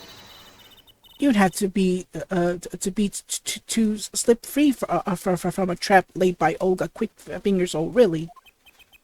Oh really? The witness would be much cuter if she'd dispense with the evil mastermind Tick because I'm gonna say it with the sh, because it kind of reminds me of saying a bad word. Cute? Who wants to be cute? I'm not cute. I'm bad. You hear me? Bad. When you're through being bad, perhaps you could testify to the court. Tell us about this trap and how it was sprung. All right, here we go. The best laid traps. That night, I planted the other card like I was supposed to, and Wright lost the hand just like he was supposed to. Then Smith searched them, but the planted card was gone. The trap failed. The next moment, Wright picked up a bottle and swung it. It wasn't me who hit Smith. It was that no good cheating defendant. A surprisingly frank testimony that leaves us with mostly in the dark. The trap was perfect, I tell you. Perfect. That rotten cheater hadn't messed it up. Look who's talking. Well, the testimony for what it's worth is all yours, Mr. Justice. With witnesses like her, who needs criminals? And with defendants like Mr. Wright, who needs prosecutors? Alright, so the part where it says, if I remember correctly, the next moment, I'm gonna have to press on that for more info. Let's see. No, not that one. Nope, not that one either. Next. Ah, here we go. The next moment, Wright picked up a bottle and swung it. Yeah, I'm gonna need some more info on that. Wait, isn't that a little odd? What's odd? You searched Mr. Wright thoroughly and found nothing. Which means he didn't cheat. Which means he had no reason to strike the victim. Well, you guys saw that, didn't you? Y'all saw that. It's now time to introduce our newest mechanic. But hold on a second. I'll introduce it better when we get to it. Well, what was that just now? I sensed something. Something wrong, Mr. Justice? No. Nothing, Your Honor. What to do? Should I press her a little harder? Well, we need more info, so let's press. Miss O'Reilly, you're hiding something. What are you talking about? Me? Quick fingers O'Reilly? Hide some... the defense will refrain from baseless accusations. I have one question for the witness then. You say you saw the moment the defendant hit the victim? Is this true? Of course, it's true. I did see it, honest. I saw it with him with my own eyes. I saw it. What's this weird vibe I'm getting? That witness, for instance, Miss O'Reilly, she would touch the back of her neck during certain parts of her testimony. Did you notice? Touching her neck, was it? And thus we're introduced to our newest mechanic for the series, Perceive. Basically, what it does is during certain parts of a witness's testimony, it could be like during a certain statement, or certain pieces of a certain statements within that testimony, the witness will like give out signals or something like scratching head, or like sweating, or like or eyes looking like sideways, like looking left and right, signals like a hint of nervousness in a way. That's what and thus we, like I said, thus we're introduced to a new mechanic, perceive. Basically, we on a certain spot of a statement, it could be like at the beginning of the statement, or like in the middle of the statement, or the last part of a statement.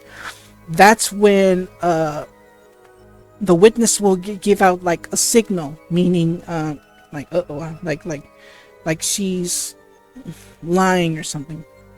Whoa. So I'm gonna switch here. Whoa. What's going on? This sensation, it's coming into focus. There, that twitch, it's so clear. It's like I could perceive her habit like I couldn't before. Here we go, time to perceive.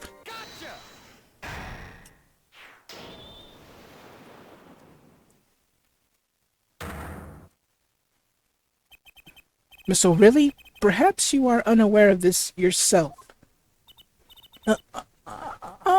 Unaware of what?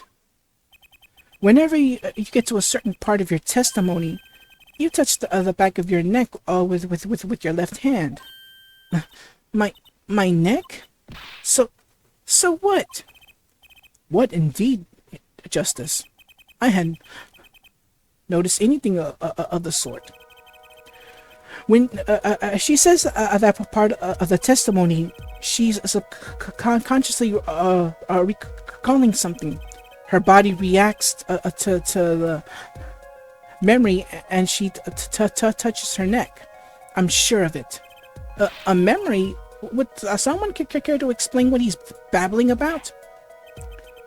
This is highly unusual, but let's ask the defense. You claim the witnesses are remembering something. Maybe you have evidence of this memory to show us. Her habit is scratching her neck whenever she talks about the moment of the crime. So, what would remind her most of the moment of the crime? Miss O'Reilly, whenever you recall that night, you scratch your neck. I've noticed it happens when you think about the moment of the crime. There must be some reason behind this habit of yours.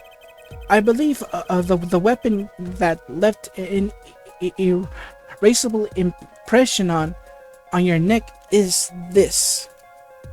The deadly bottle, of course.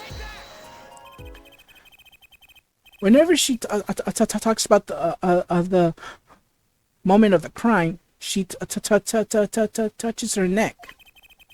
And what reminds us more of that moment than this bottle? The murder weapon. But something doesn't fit. If you were the only witness to the crime, why would that make you touch your neck like you're in pain? What's he talking about now? It was Mr. Smith, the victim, who was hit, not you. Oop. Okay, there we go. Like I pushed the wrong button. This is a cross-examination, not a cross-wild conjecture. The witness's habits, they're completely irrelevant. Justice, I'll admit I'm a bit confused myself. This is certainly a unique cross-examination. I'll explain later, just trust me. Now's our only chance to break her. Miss O'Reilly, please testify in detail about the moment of the crime. The very moment. Yet, I am knowing nothing.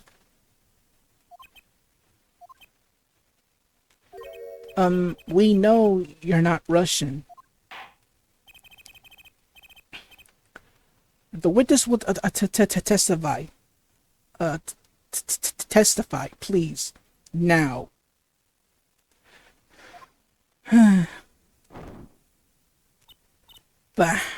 Fine. All right, he's the one who did it. I did. I didn't let him out of my sight until the cops got there. Really now? About that. You seem uneasy. You try sitting up here. Her eyes are darting all over the place. I must be getting warm. Tell me, after the crime, what was the defendant like? Well, he must have been stunned by the weight of his crime. He sat in a daze at the table until the cops came. Intriguing. I believe you've gotten all of the testimony you're going to get out of this witness. So, what do you think about her testimony? I'll tell you what I think. Her testimony is flawed. I highlighted fine, and I almost pushed it. It's basically bogus. It contradicts the evidence. What's that? Well, show us this evidence, Mr. Justice. This evidence that you claim contradicts the testimony. She didn't let him out of her sight until the cops got there. I know there's some evidence that contradicts that. Oh yeah, and keep in mind, since there's no longer the Cyclock system, so every so your penalty bar gets replenished after each part. So that's good news there.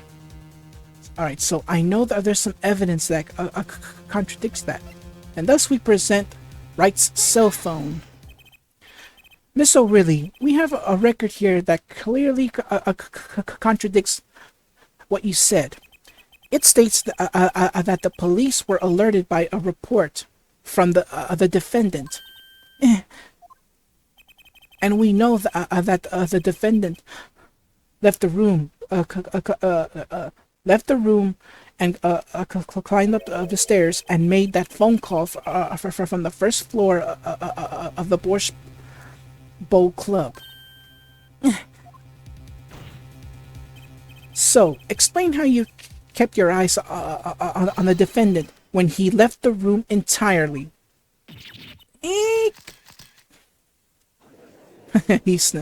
She snapped selfies. The man who picked up a bottle and swung it that night wasn't the defendant.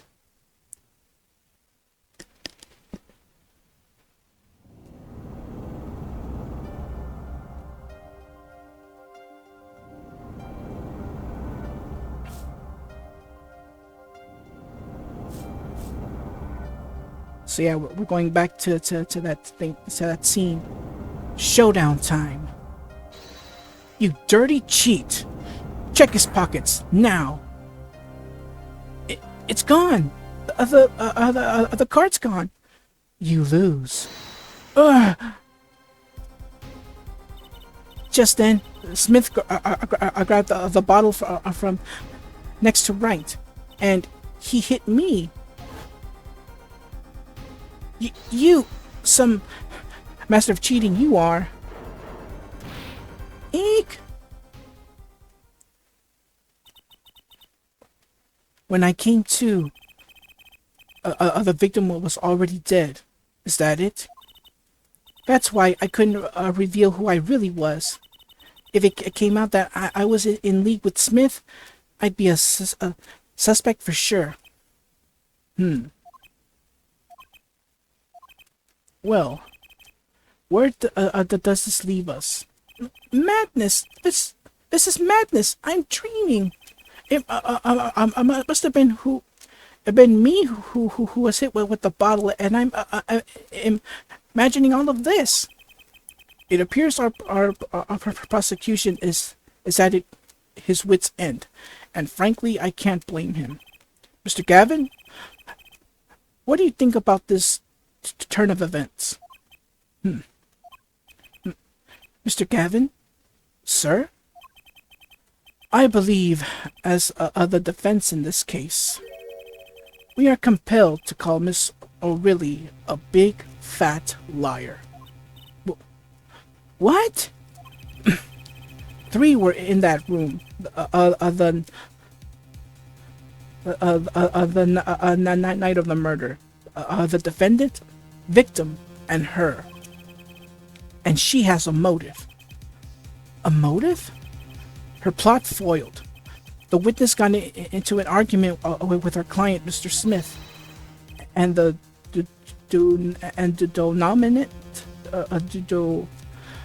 denouement of that argument was murder. What? I didn't. I'm no killer. It's a trap. Someone's trying to frame me.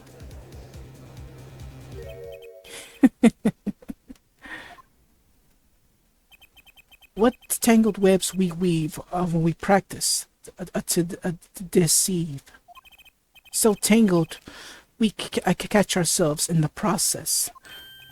Mr. Wright, such a hasty conclusion. It's not like you, Christoph Gavin. What are you saying? Why not consider the other possibility? That there was another person in the room at the time of the murder. Right. Like Mr. Wright was saying before recess. A single card was swapped into the victim's hand after the murder. And the one who swapped the card didn't know 2 colors of cards were being used. A 4th person. This theory again? Your fourth person doesn't exist. Indeed. That's why I decided to bring this case to court. Here, where there's no escape and no chance for deception. The perfect place to catch the real criminal. The real criminal? And we're in luck. A clue to the real criminal's identity was kindly provided for us. And right at the beginning of the trial, no less. What? Apollo, perhaps you know what I'm talking about. Sorry.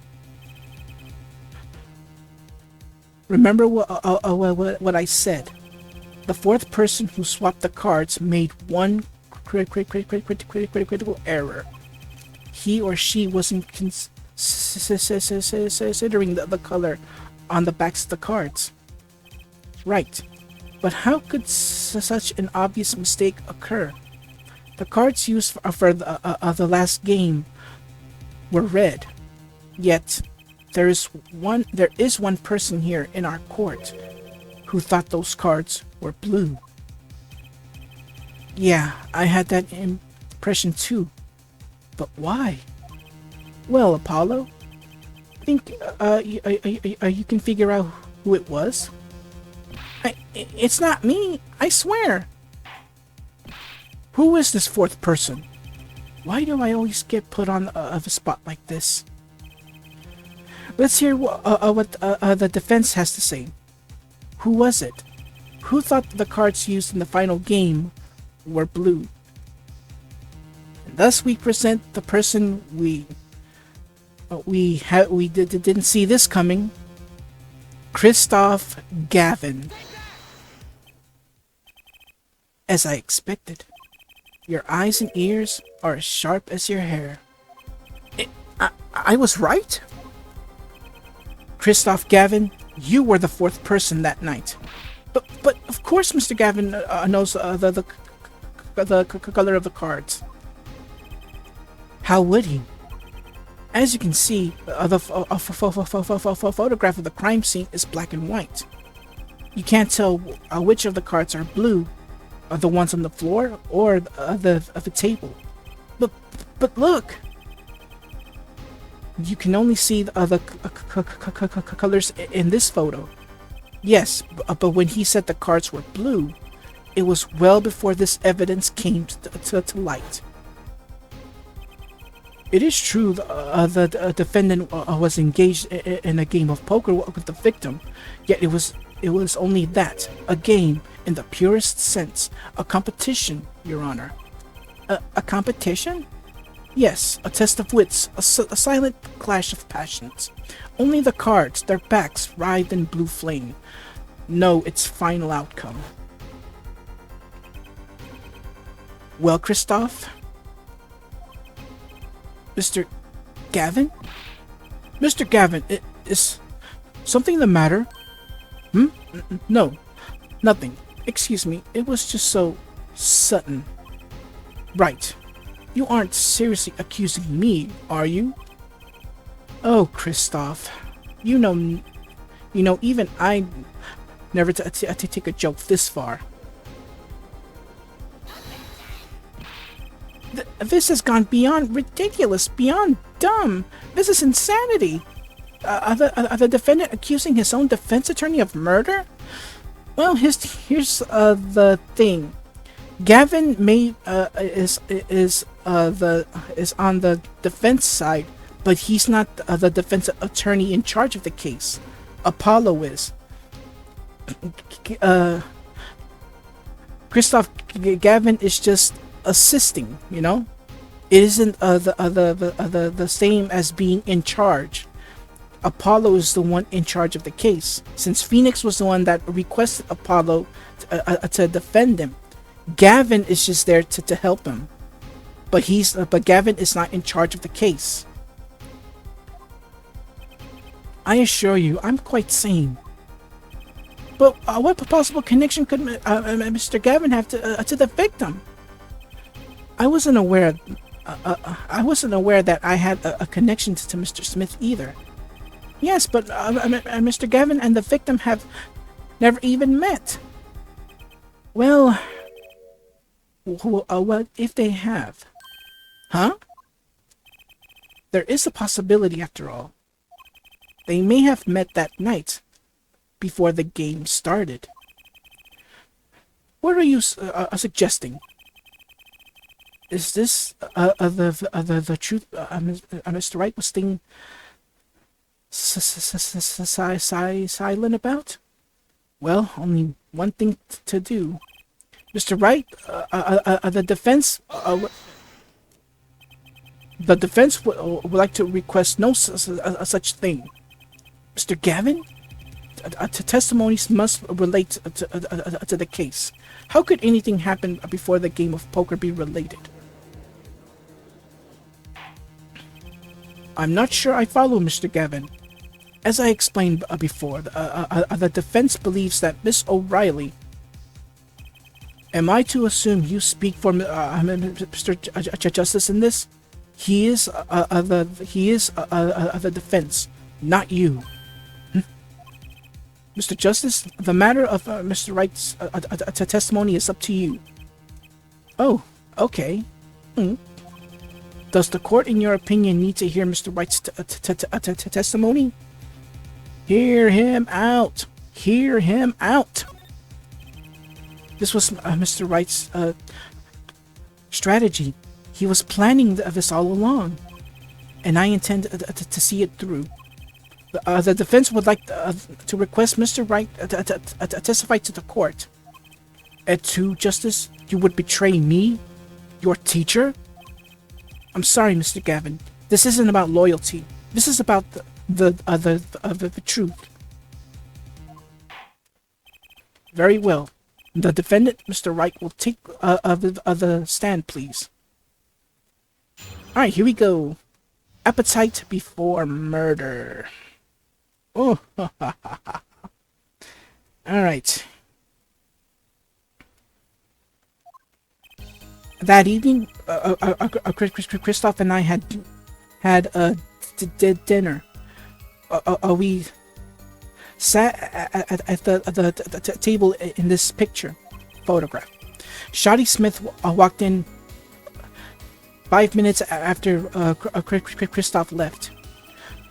When the trap failed, Smith hit the waitress. The girl was knocked out cold, and Smith was uncontrollable. I left to call the police. When I returned, he was dead, blood streaming from a cut on his forehead. That's when I made another phone call to defense attorney Gavin. Mr. Gavin, you were at the Borscht Club the night of the murder? I dine with him rather frequently. And he talked to the defendant on the phone directly after the murder? Quite against my will, I had become involved in a murder. I thought I might be in need of a lawyer, so I called him. You were planning You were planning this all along, weren't you, right? Just because you wanted to drag me into your little murder trial. The only thing I want is the truth, as I did back then and now. I thought my office was doing you a favor when we took on your defense. It appears that I was wrong. Very well. The defense may cross-examine the witness. Justice. Sir? He's lying, and you're going to expose him. Understood, sir. Mr. Gavin versus Mr. Wright. This can't end well. Why can't I have a normal trial? Well, you can't. Alright, so on the part where it says, when the trap failed, it caught my attention. Let's see. No, not that one. Here we go. When the trap failed. Let's ask him for more information, please. About this failed trap. This is the same trap that Miss Olga really mentioned. The plan was simple. Elegant, really.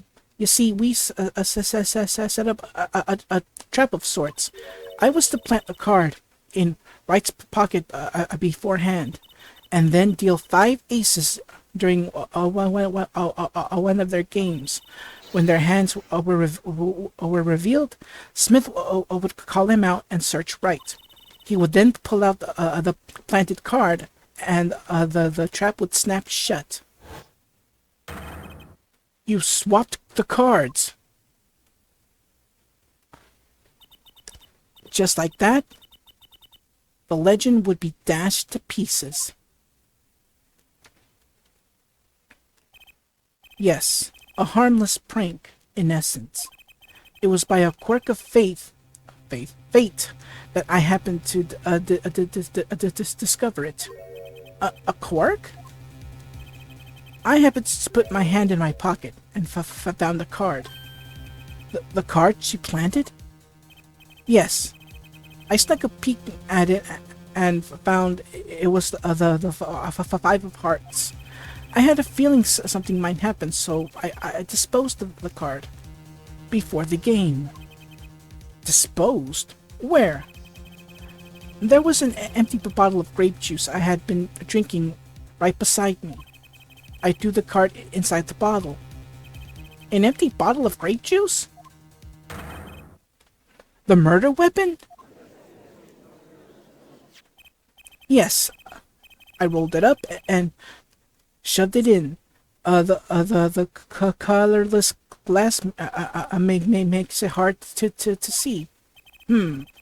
A battle of wits between the deceiver and the would-be deceived. That sounds like terrific drama. A card inside the murder weapon. That's strange. Did the police missed it in their investigation? Maybe I'll take a look. Mr. Wright, the poker head of courtroom number 3 approves of this battle of wits. Alright, so before I do anything, let's go towards the court record. Have a check at the bottle. Let's zoom in here. Alright. Then let's turn it a bit. Put it down right here. And examine. The bottle is completely empty. Could have sworn the card should be here. Or maybe I should just open it from the cork side. Okay, probably not. Let's see.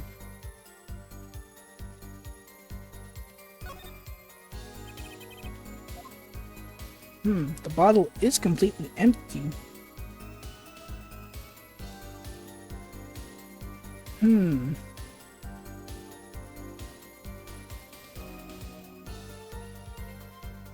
me see, let's zoom in. And, yeah, I don't see a card at all. Yeah, the bottle is completely empty. Well, for now, that is. So, let's head back. Please revise your testimony with this new information. Alright. Now, okay, because of this new piece of testimony, the card will now be revealed. I discovered the trap during the game and disposed of the card in a bottle. Now I can be able to look at it now. Alright, so I'm gonna switch screens, turn this sideways. Let's see. Are you sure this is the one? It has to be.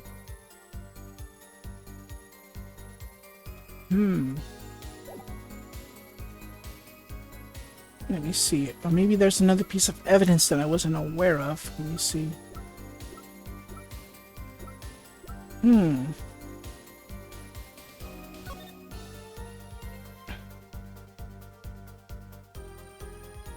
Well, all I can see now, I guess I gotta present that bottle either way, so let's just present it either way.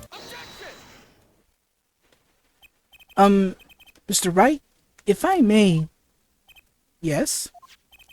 I've examined the bottle and I don't see any card in here. No?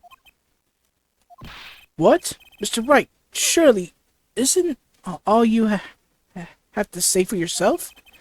I can't say that I know what happened to the card. I did put it in that bottle. However,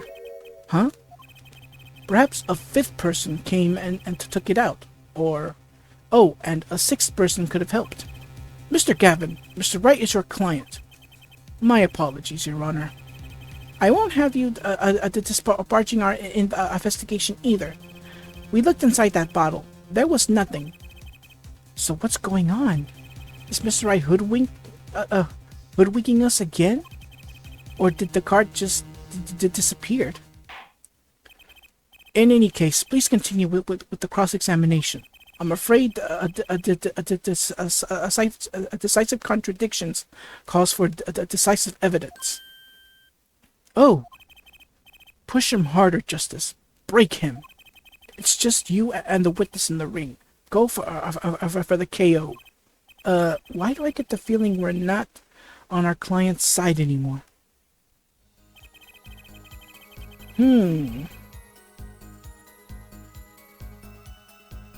Let's see. Well, I guess I can return. Let's see. I guess I can do this. When I returned, he was dead, blood streaming from a cut on his forehead. Let's present the first crime photo. Mr. Wright, if I may. Yes? Take a look at this photograph of the crime scene. See the victim here? He was wearing a hat. I wouldn't think you could see blood on his forehead. Good point. Justice. Next time you point out inconsistency, put a little more oomph into it. Mr. White, can you explain this to the court? Ah, I forgot to mention something. I was the one who put that hat on his head. Eh? You? You put the hat on the dead man's head? He wore it through our entire poker game. After calling the police when I returned to the scene, his head was in full view. Shiny bright, just like in this photograph. And I picked his hat up off the floor and put it on his head. Well, why did you do a thing like that? Excuse me. All I can say is, I'm sorry, but that's the only thing I touched at the crime scene. So Miss O really didn't see it? It being the victim, sir, his head. I think not. She was out cold. I believe I was the only one who witnessed his head. Ah, here we go again. Mr. Gavin? Pardon. It's just that our client is determined to lie his way through this case. Hey, he's still our client, isn't he? I believe that's enough of that. Mr. Gavin? This witness's testimony is more like a travesty. It's riddled with lies.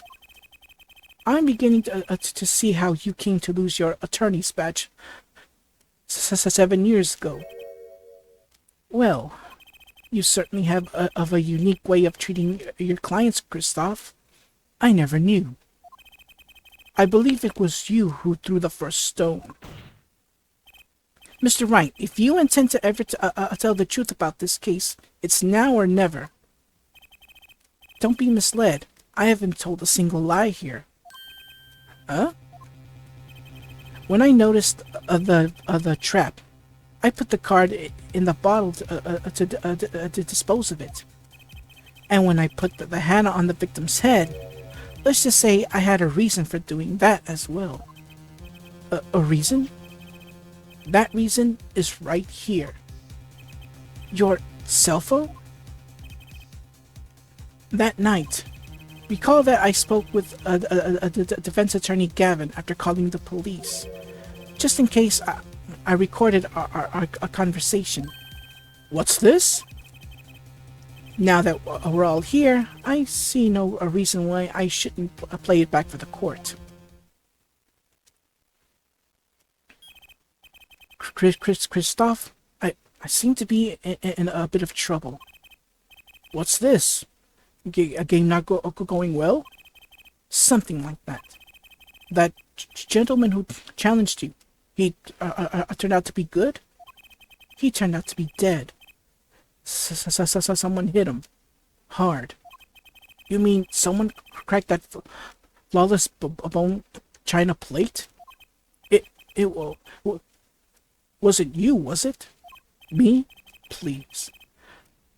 The cops should be here any minute. I'm in your hands, should it come to that. Bone china plate? A kind of proclaim, very smooth and shiny, and not plate, but pate. I believe he was referring to a certain gentleman's balding forehead.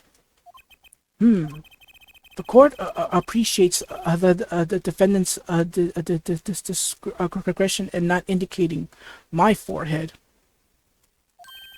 Wait a second. Something's not right about that phone call. So after Mr. Gavin ate dinner with you, he left Borsbo Club. Most certainly. Then how did he know? When did he see this bone china plate? Oh, that's right. Yes. That was when I began to see my good friend in a different light. Troubled, I returned to the crime scene And when I spotted Mr. Smith's head again, I realized exactly what went wrong. Well, Mr. Gavin, the stage has been set. Perhaps you would like to explain this to the court. Exactly how did you come by your privileged knowledge of the victim's head? So, this is your reason. The reason why you put the victim's hat back on. Your point, Mr. Gavin? It's come down to this, has it? Phoenix Wright. Order! I will have order! Mr. Payne. Yes, Your Honor? I believe this court has been left with no other choice. Are you prepared to hear the defense attorney Gavin's testimony? Well, as the prosecutor, I... Very well. We'll break for 10 minutes, after which Mr. Gavin will take the stand for a cross-examination. Are we clear on that? Crystal clear, Your Honor.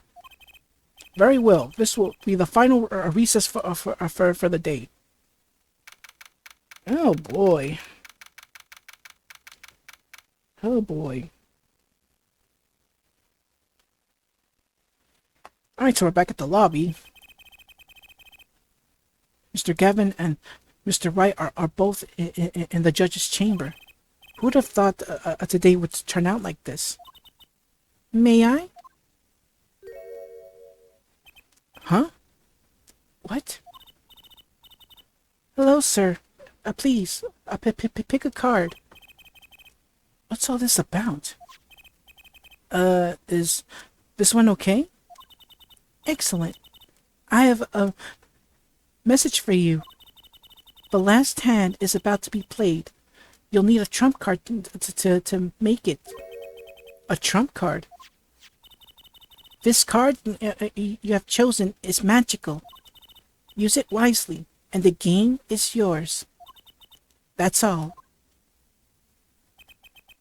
An ace? Where do I remember that card from? Sorry, I hit my headset by accident. Mr. Smith's hands has 3 aces and Mr. Wright's 2. It is 5 aces in all. It is true. I have seen it. The 5th ace. There was cheating, I swear to you. The missing 5th ace. Wait, this blotch of red, is this blood? You have your trump card. It's up to you to cut the deck and draw the truth. My father's fate is in your hands. I know you can do it. This bloodstained card is my trump card for finding the truth. All right, so let's go back to the court. I fell deep into thought as my mind raced to understand what this all meant. That girl, I'd seen her recently, but where? That's when I made the connection.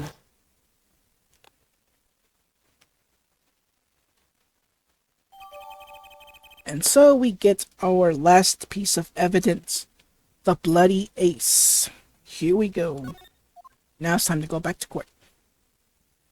So now it's 1-on-1. This time. Court will now reconvene. Defense attorney Christoph Gavin, will you please take the stand? Now then, if you would, Mr. Payne? Yes, Your Honor. Well, Mr. The witness state his name and occupation. Is this farce necessary, Your Honor? Believe me, far stranger things have gone on in this courtroom. Fine, I'll play along. First, there's one thing we need to have made clear. How did you know about the secret beneath the victim's hat? By secret, I'm guessing he means the fact that Mr. Smith was bald. Forgive my curiosity, but what is this about this fellow's head? Your Honor, you seems to have an inordinate interest in it.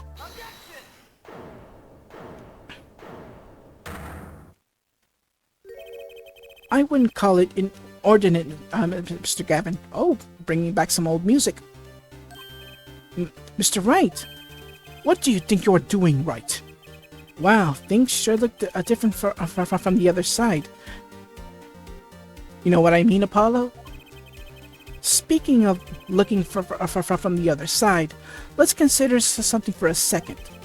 The victim wore that hat all night, never once taking it off, except for that one time. That one time being the instant he was hit? Oh, when Mr. Wright returned from reporting the crime, the hat was lying on the floor. Mr. Wright picked it up and placed it on the victim's head. In other words, in order to have seen Mr. Smith's bald head, you would have had to be at the scene of the crime, at the time of the crime. In other words, you'd have to be the real killer, is what you're trying to say. Not bad, Apollo.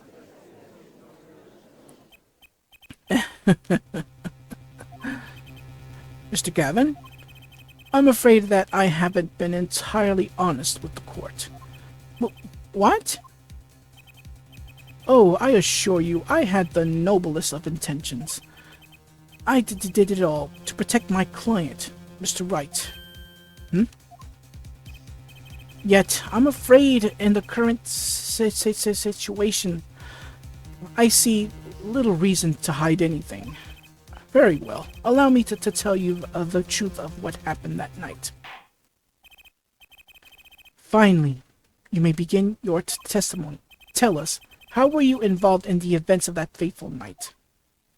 Alright, here we go.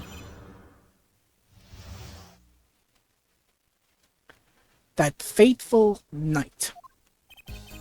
The rage I sensed in that man the rage I sensed in that man that night troubled me. So I returned to the club.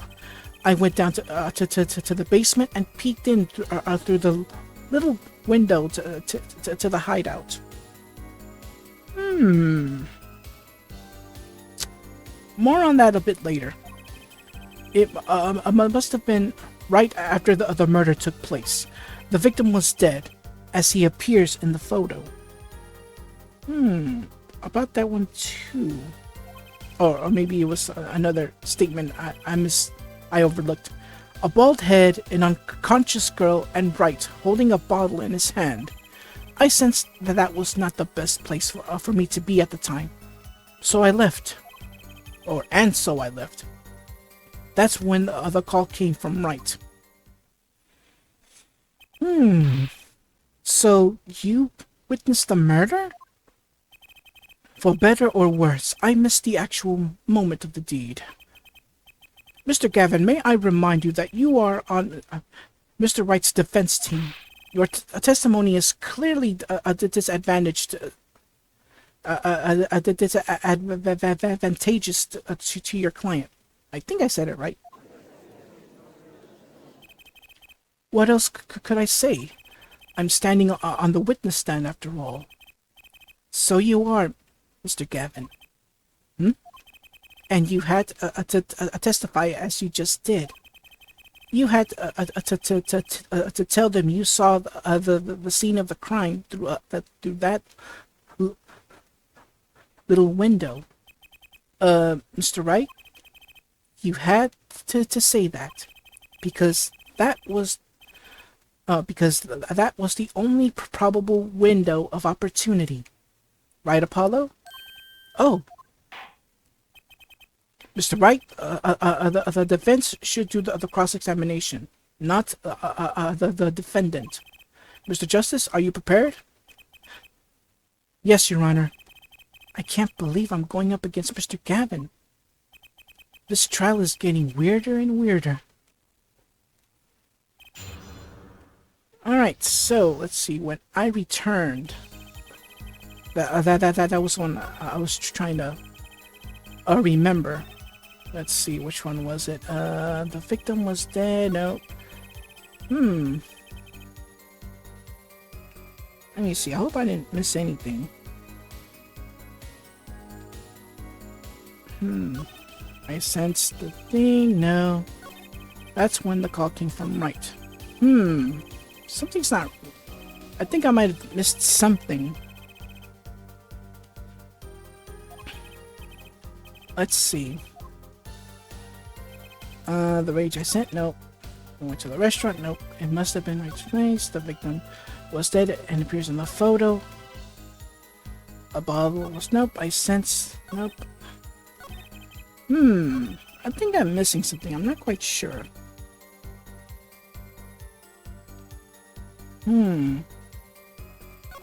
Oh, I remember now. It was this one. A bald head, an unconscious girl, and Wright holding a bottle in his hand. Okay, so I'm gonna have to press on that.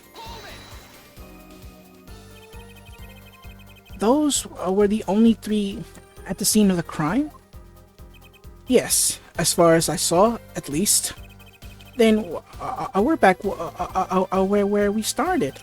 The killer was the defendant, Phoenix Wright. Who else could it have been?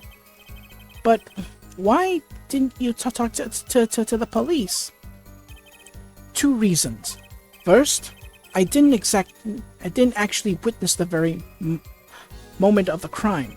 Second, my office was asked to defend Wright. Even after seeing what I had seen, I couldn't abandon my friend. There must have been someone else there at the moment of the crime. Justice, I just said I saw no one, not a soul. But that goes against what Mr. Wright said. Ah, yes, this mysterious 4th person. Who would conveniently be the real killer, I suppose. Glad to see we agree, Mr. Gavin. Let me pose a question then. Tell me, what possible reason did the real killer have to swap the cards in the victim's hand? Perhaps you can show us a reason why such a thing would be necessary. How could I show something I can't find myself? Remember, Apollo, the card that was swapped out was the 5th ace. The 5th ace. Right. Well, Mr. Justice, the question of why the killer would swap out a card has been raised. Can you point to a reason? Let's show some evidence. It's now or never. The defense would like to present evidence to the court. Evidence showing the reason why a card was swapped out. Then go ahead. Point out your reason, Mr. Justice. Why did the killer take the 5th ace? Because that missing ace had a little mark on it.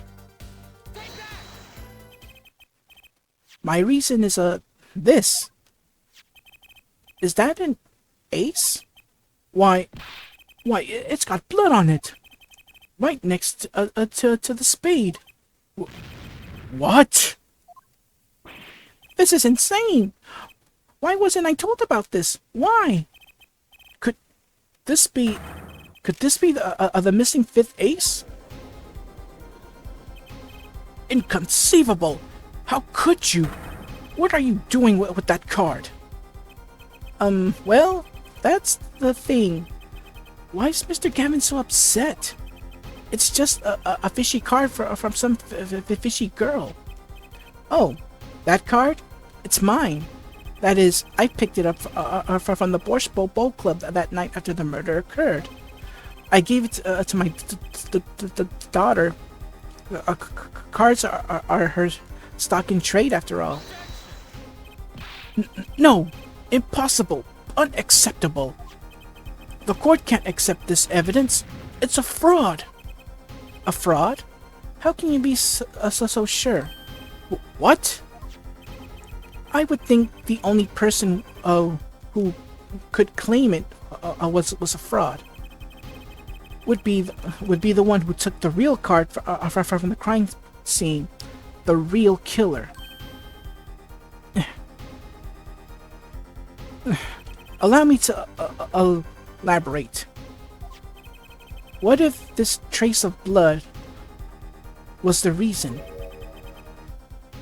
The reason for the killer to take the card from the scene of the crime. Where are you going with this? Take another look at the photo and the victim's head. At the moment of the crime, his hat fell to the floor, and a trickle of blood ran from his forehead down to the back of his head.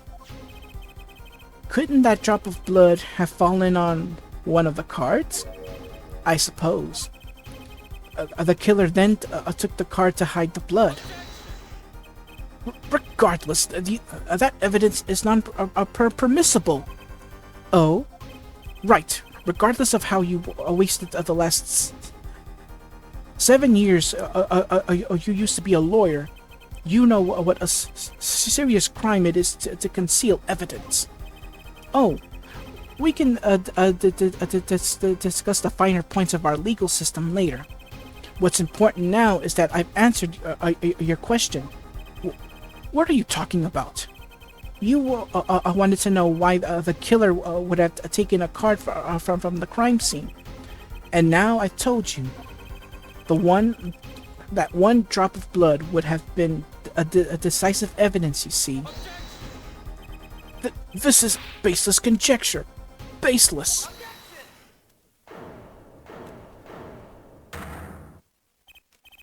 Oh, I assure you, it's quite based. What? It's amazing. Oh, sorry, that was Phoenix. It's amazing, really, how a single drop of blood on a single card can lead us to the truth. It's quite simple. Well, Apollo? Yes? Try picturing the scene of the crime. In your head. 3D image time. There we go. This is what I was explaining about. A 3D view of the crime scene. The murder took place in the hideout. The body of a luckless victim was found at the poker table. And before the killer swapped the card out, there was a single card with a drop of blood on it in the victim's hand. Given this, there is one decisive problem with this scene. Well, what is it? Let's keep it simple, shall we? Given that there was a drop of blood on a card, whose position in this diagram doesn't fit? The victims, the killers, the witnesses, or the second witnesses? Whose position doesn't fit with that bloody card?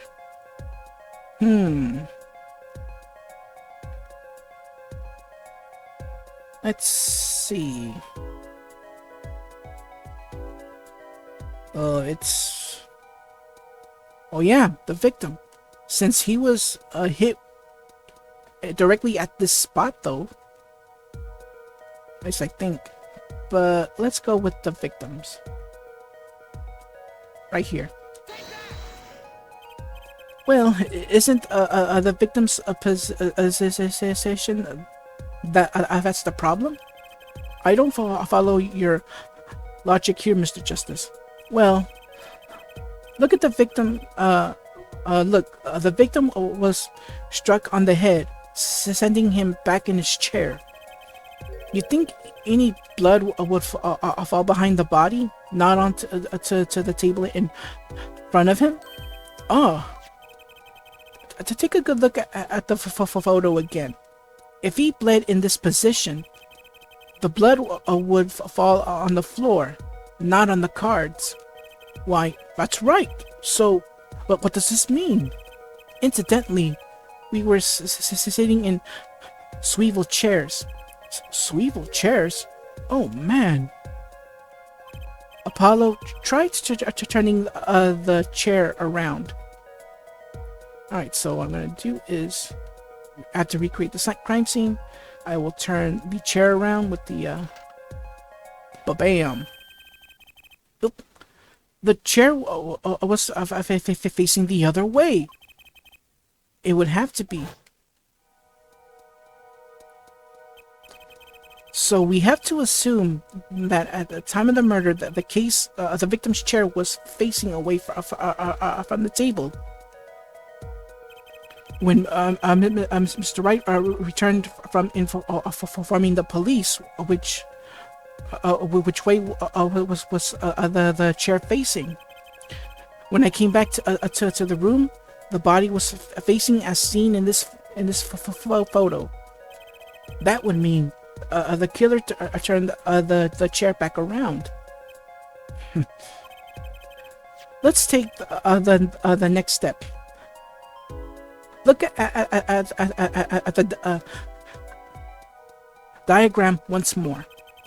We know now that the victim was facing away from the table at the time of the murder. But this creates another significant contradiction. Again? Let's test your reasoning skills again, shall we? Apollo, whose location on this diagram contradicts our new understanding of the crime? The victims, the killers, the witnesses, or the second witnesses? Whose location creates a contradiction if the victim was facing away?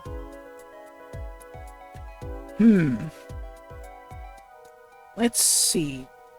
Well, I guess all we can do now is just examine the killer, which is right here. The victim was struck from the front, correct? Indeed. Well, wouldn't that be hard for the killer to hit him from the front? Sitting where his indicator currently is, I would think it'd be quite hard. Yes.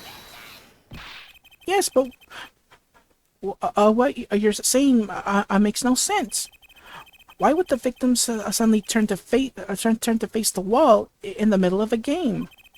I believe a sufficient reason will soon come to light. What? There's something in this diagram that makes far less sense, actually. Look again at the diagram. Apollo, if the victim was struck while he was sitting as shown here, where would his assailant be standing? Try marking it on the diagram. What? But there's no room to put a marker where the killer should be. Don't worry. Let's think it through and see what we find. We know the victim was facing toward the wall at the time of the crime. That's the only thing we know for sure. Try not to forget about everything else. Where would the killer have to be standing to strike our victim in the front? Well, they always say there's always something hidden in the cupboard, so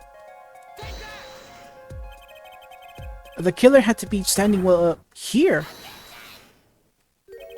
You get points for flair, but that's about all you get. I thought I was on something there too. I hardly need to point out that standing there would be impossible. The victim is facing a solid cupboard.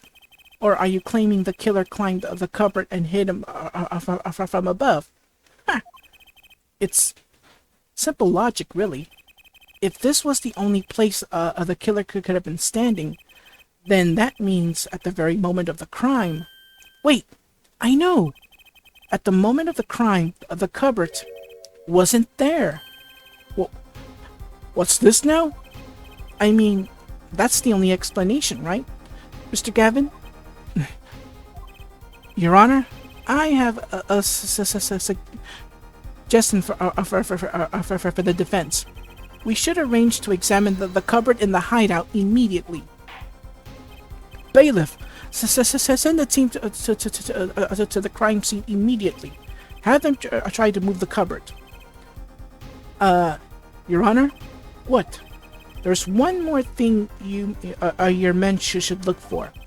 Please give this to the bailiff. Yes, I see. You do belong in the courtroom after all, Mr. Wright. I do my best.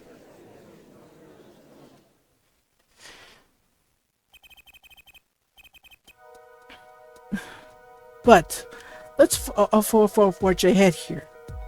While we wait, let's go back to the diagram. It's been changed. If the killer was standing here at the time of the crime, then this cupboard was in here, which means Apollo, try moving the cupboard. 3D image time. Dun. Thank you. As you can see, the cupboard was the problem. At the time of the murder, it has to have been shown here. Now, everything is in place to construct the moment of the crime. Oh my! What's this? What is it now? Look at the diagram of the crime scene once more. It appears we have found yet another contradiction. What I believe to be the final contradiction, in fact. Huh? Oh, dang. Notice something, Apollo? Our line of deduction is rapidly approaching to its logical conclusion.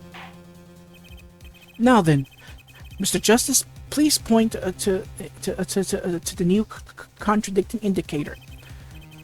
Is it the victim, the killer, the witness, or the second witness? Which indicator in this diagram would contradicts what we know about the crime scene? Examine the second witness, because the second witness can't see jack. About this cupboard, are we all okay with assuming it was moved? Sure, why not? Well, if it was, something really doesn't fit. The cupboard would completely cover up the windows to the stairs. Oh, that's right.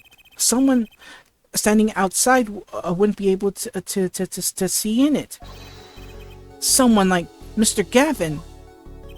What? What did you say? Oh, is the coolest defense in the West losing its cool? Don't expect me to play along with your little game, right? It's only a game until someone gets killed, Mr. Gavin. And someone was, while the window to that room was blocked by a cupboard.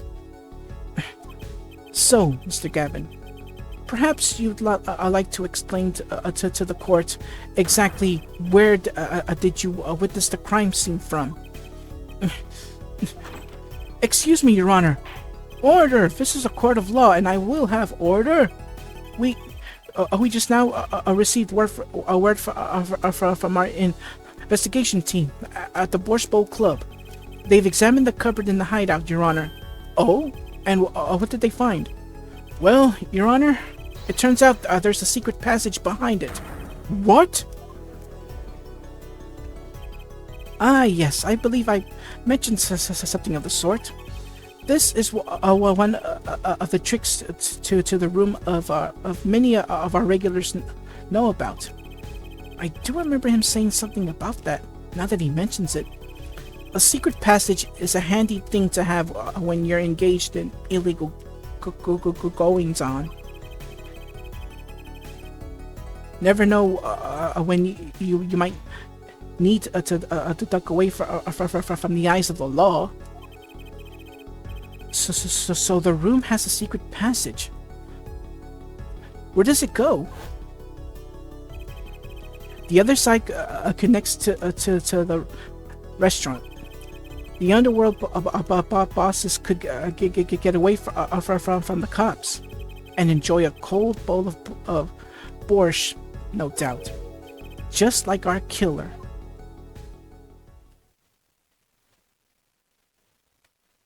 He's sweating.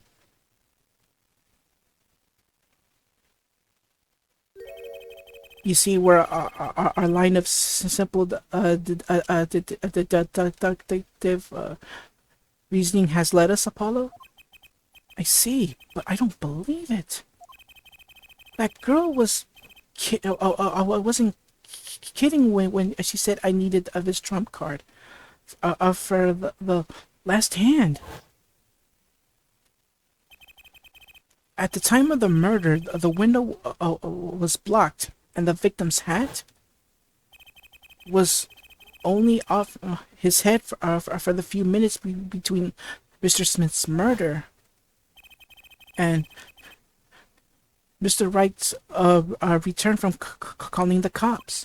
In other words, the only place anyone could have seen the victim's bald head was from inside the hideout. Well, Mr. Gavin, come on, say something. Dare I ask what really happened that night? Actually, I think we can probably figure it out ourselves at this point. That night, for whatever reason, our killer had a date with Mr. Smith. A date with destiny. There, he crouched, hidden in the secret passage behind the cupboard, holding his breath, waiting for the right moment. Then the chance came, and he took it. Ah!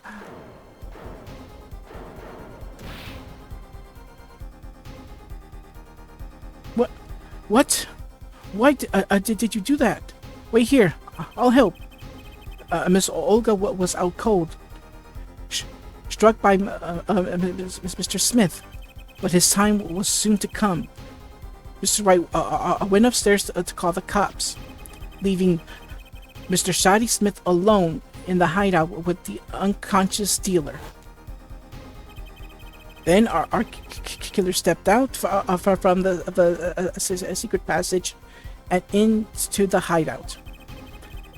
The victim must have heard the cupboard sliding aside.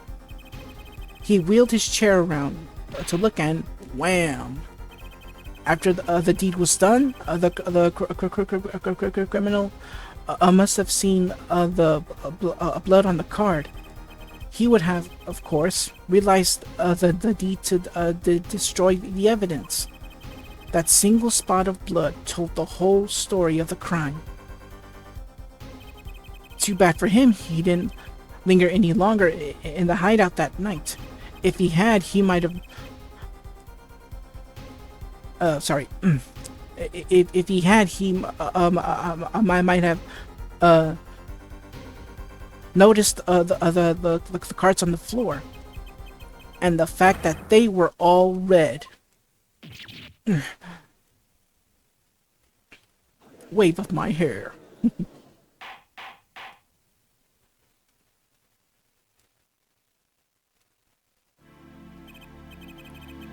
Well, it seems this trial has taken yet another turn. I'm truly sorry I had to see this day come, Mr. Gavin. Mr. Gavin? Mr. Payne. Yes, Your Honor? The prosecution will continue its investigation. As for Mr. Phoenix Wright, the defendant is hereby cleared of all suspicion. Yeah. Believe me when I say that I don't believe that this is happening, Mr. Gavin. But I'm afraid circumstances call for me to issue a warrant for your arrest immediately.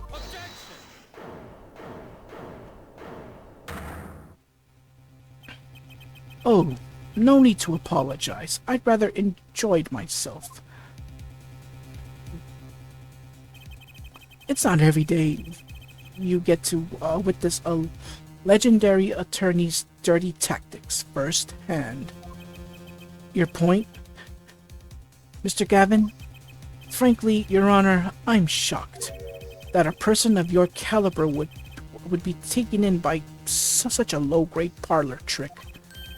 Excuse me? The defendant is cleared of all suspicion? This is hardly of a time for jokes, Your Honor.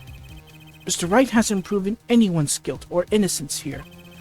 What he has done is use illegal evidence to put the blame on someone else. And not just anyone else, but me, his own defense attorney. Illegal evidence? Let me ask you, Mr. Gavin, is there still any reason at present to suspect me of wrongdoing? Of course.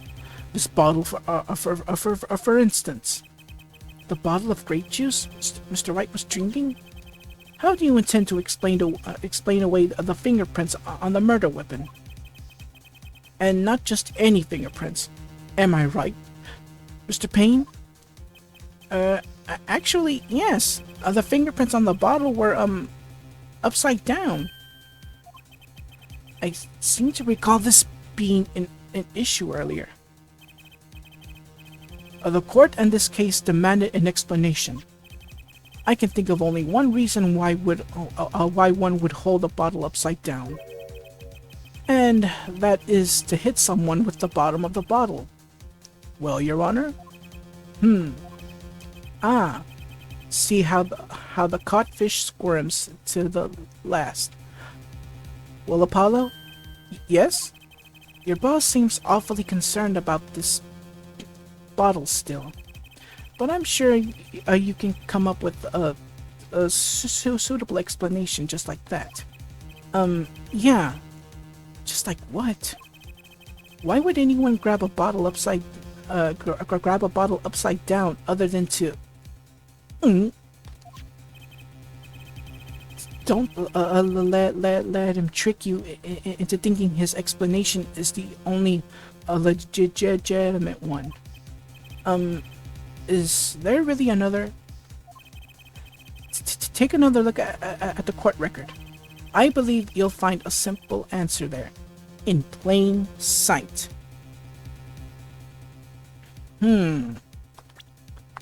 Let's take a look at Olga's photo here.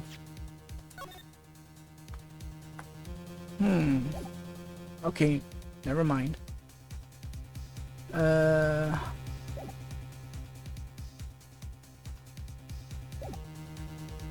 Never mind.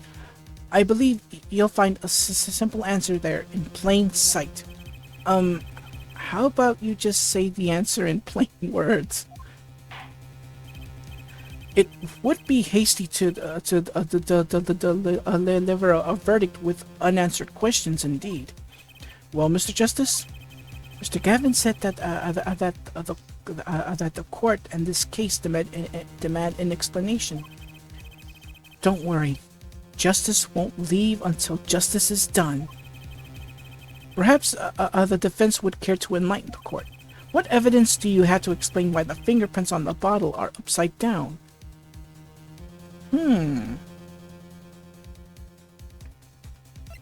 Let's present Olga's photo here. It's actually easier to show you than explain, Your Honor. Place the bottle on the floor next to your chair. Excuse me? On the floor? Yes. Now reach down and pick it up without getting out of your chair. See? You naturally go to pick up the bottle by its neck, with your fingers upside down. Look at this photograph taken on the night of the murder. The defendant, Mr. Wright, sat here, playing piano, bottles of grape juice on the floor to the side of his piano bench. he would have naturally picked up the bottle upside down several times. Wow, I can't believe it was that simple. Recall our dinner that evening, Christoph. I was drinking my usual juice then, too. Basically, you use the bottle on the table to do the deed, but then you must have remembered. So you went and picked up one of the bottles from another, from under the piano, and you switched the bottles. You took one of Mr. Wright's bottles and made it look like the murder weapon. Order! Order! Order! What do you have to say to these charges, Mr. Gavin? Fascinating. So this is the legendary attorney's famed tactic of misdirection. What? You claim that I switched the bottle. Where is your proof? Proof? Well, that's, as I thought, more baseless conjecture. I'm afraid your bottle of proof is quite empty. I wouldn't be so sure about that. Your Honor, when you initiated the investigation of the hideout earlier, do you recall I requested an additional investigation? Ah, yes. I have your memo about that here. Retrieve the bottles from under the piano at the Borscht Bowl Club. And here's one of the bottles in question. What are you doing what? Are you going to dust that for fingerprints too? I would be surprised if any were on that but his. Mr. Gavin probably wouldn't make such a novice mistake, true. That bottle won't bear any trace of anything. Say, Apollo, yes? Why don't you go ahead and examine that bottle? But why? Just humor me. Mr. Wright, that bottle will solve this case once and for all. What? There's some... that's some bottle. Alright, so let's... What we're gonna do is zoom in here. And of course, turn this baby around. And look at what we have here. There's something inside the bottle. Boom. Oh wait, that was just a twisty cap, not a cork. Hence, if it was wine, it would have been put on a cork. But as you can see, it was just a twisty bottle. Though my guess, there are some wines that not only use corks, but they also use twisty caps, or just regular caps, or bottle caps in this case. What's this? That card? It can't be. Recall that unpleasant woman's testimony for a moment. Miss Olga O'Reilly? Yes, our little swindling Devachka. That night, I planted the card like I was supposed to, and Wright lost the hand just like he was supposed to. Then Smith searched him, but the planted card was gone. The trap failed. Wait, this isn't... You're telling me that this is the planted card you disposed of? The one you mentioned in this piece of testimony? I happened to put my hand in my pocket and found a card. Yes, I snuck a peek at it and found it was the 5 of Hearts. I had a feeling something might happen, so I disposed of the card before the game. Disposed? Where? There was an empty bottle of grape juice I had been drinking right beside me. I threw the card inside the bottle.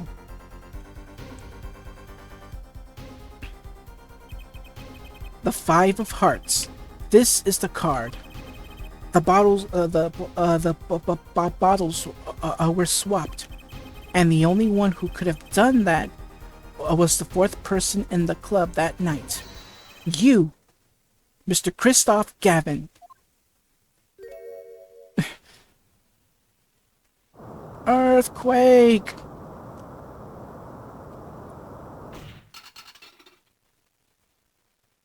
Now scream. Never mind.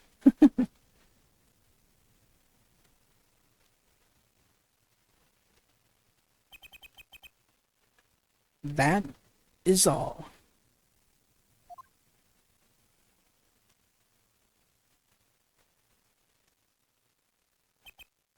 Is this your idea of revenge, Phoenix Wright? Revenge? Revenge for the events that took away your attorney's badge 7 years ago? My past is my logic, straight and true. Nothing's changed. All I did was point the finger of justice in the proper direction. Fine. I'm glad we could have this little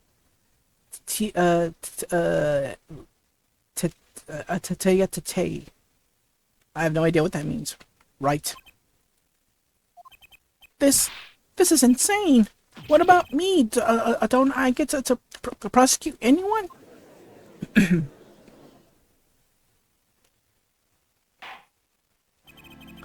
I believe this time we've finally come to the end of our trial.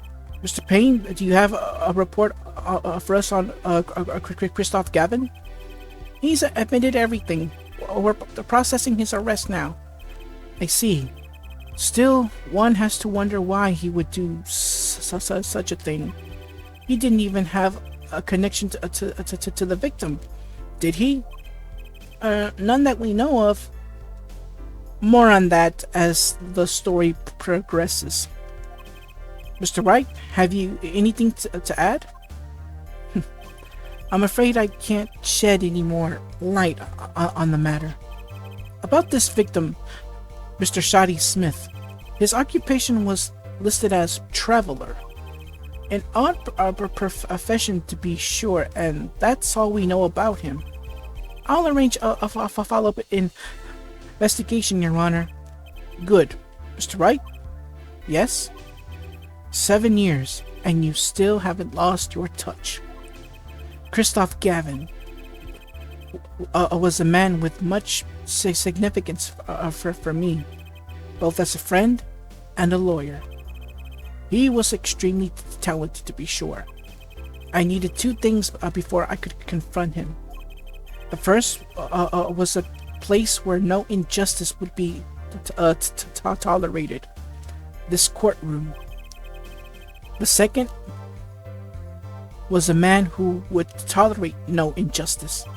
In other words, a defense attorney. You, Apollo. Me?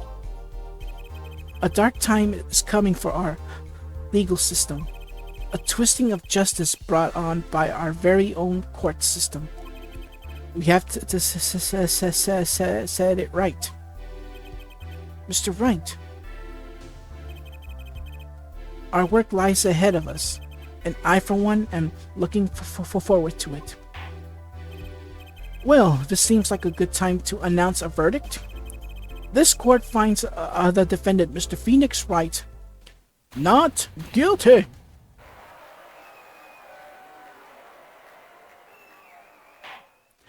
Court is adjourned.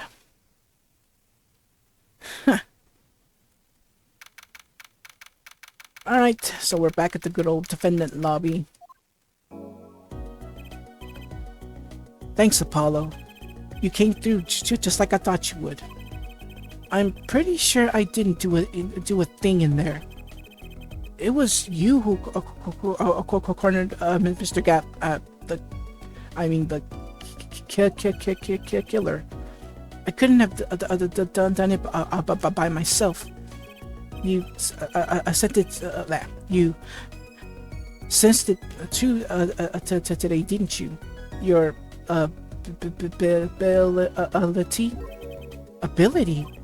Yes. A sensitivity I lack. You'll come to understand it soon enough. Wait, I wonder if he means. I have one question for the witness. Then, you say you saw the moment the defendant hit the victim. Is this true? Of course, it's true. What's this weird vibe I'm getting? What? What was that, Mr. Wright? You'll have to find the answer to that question for yourself. The answer? Right. Today was full of questions without answers.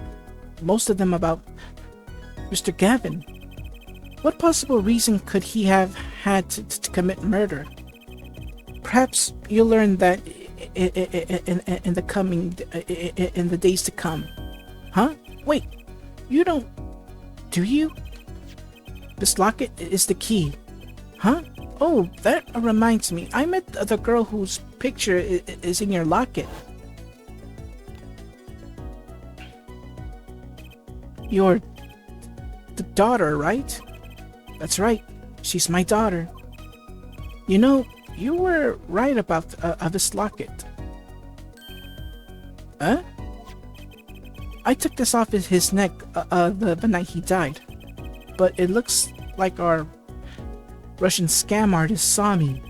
So the truth is, this locket really did belong to him. Wait, but that's perjury. You testified. You said that locket was yours. I said no such thing, actually. Huh? I merely said that it was a locket with my daughter's picture inside. A subtle distinction, but a distinction nonetheless. And it's the truth. Wait, but then why? Why was the victim wearing a locket with a picture of your daughter inside it? Sometimes the straightest path to the truth isn't the best one. Give it time. You're still getting started with your career. Speaking of which, I may be out of a job. I work at Gavin Law Offices after all. I still can't believe I just saw Mr. Gavin get led away in handcuffs. Apollo? Yes? How about coming to work for me? You mean at the Wright & Co. Law Offices? I mean, there's not a single attorney in my generation that doesn't know it. I can't imagine that to be true, but...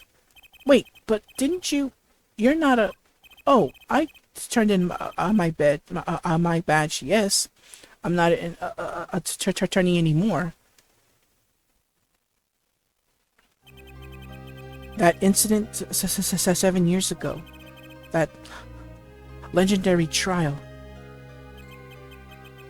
And at the middle of it all was one man, Phoenix Wright. The case reached its sad conclusion, and he left law for good. Have you ever thought about coming back to the courts?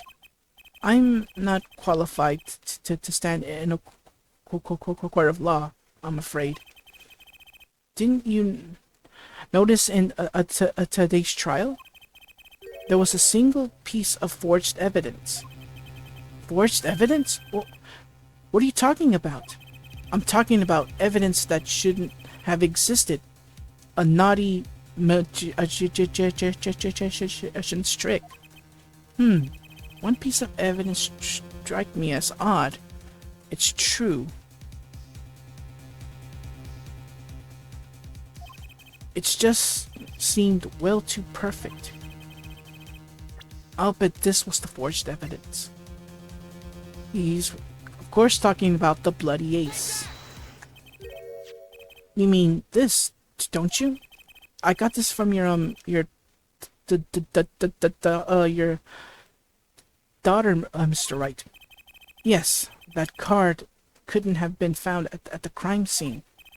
Why? Because the killer took it with him when he left, leaving the wrong card in its place. Luckily for us, this court can't accept this evidence. It's a fraud. A fraud? How can you be so sure? I would think the only person who could claim it was a fraud would be the one who took the real card from the crime scene. The real killer. My verdict was already handed down 7 years ago. Then you really... Yes, I forged this card. One look at the crime scene should have told you it wasn't real. But you can't do something like that and call yourself an attorney. Who's calling themselves an attorney, Apollo? So it's true. The rumor is true. 7 years ago. None of that matters much now, does it? I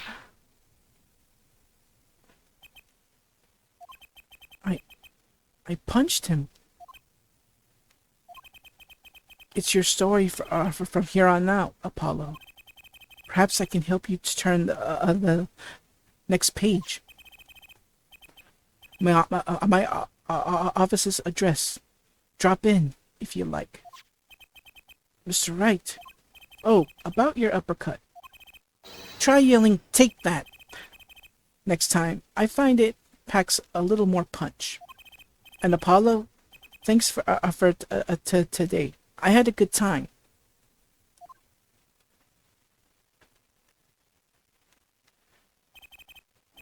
We'll get to the real reason why Phoenix used that bloody ace, or which is in actuality forged evidence. Which we all know in real life, forged evidence is a crime. But we learn more on the reason why Phoenix actually presented that forged evidence. And with that, Mr. Wright walked out the door. And that's how my first trial ended. A lot of mysteries went unsolved, and at the time I had no idea they were all related. Every mystery that day connected by a single thread of logic. I'd find that out soon enough. My name is Apollo Justice, attorney at law, and this is how my story begins. Alright, that's it for Turnabout Trump. Tomorrow I will take a little small detour, because we're going back to Metroid Fusion with the finale of Metroid Fusion. Sorry about that. So it's time to tie up some loose ends on the Metroid Fusion story. And then come tomorrow, and from then on it's going to be straight up Apollo Justice Ace Attorney. And what little days I have left in July, I'll do another Let's Play. But what game will it be? Well, you're just going to have to wait and find out. And so a new episode has been added, Turnabout Corner. But that's a case for next time. So until then, everyone, take care and God bless. Thank you so much for watching. If you enjoyed the video, leave a like, comment, and share with all your family and friends.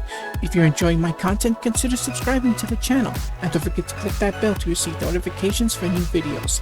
Take care and God bless.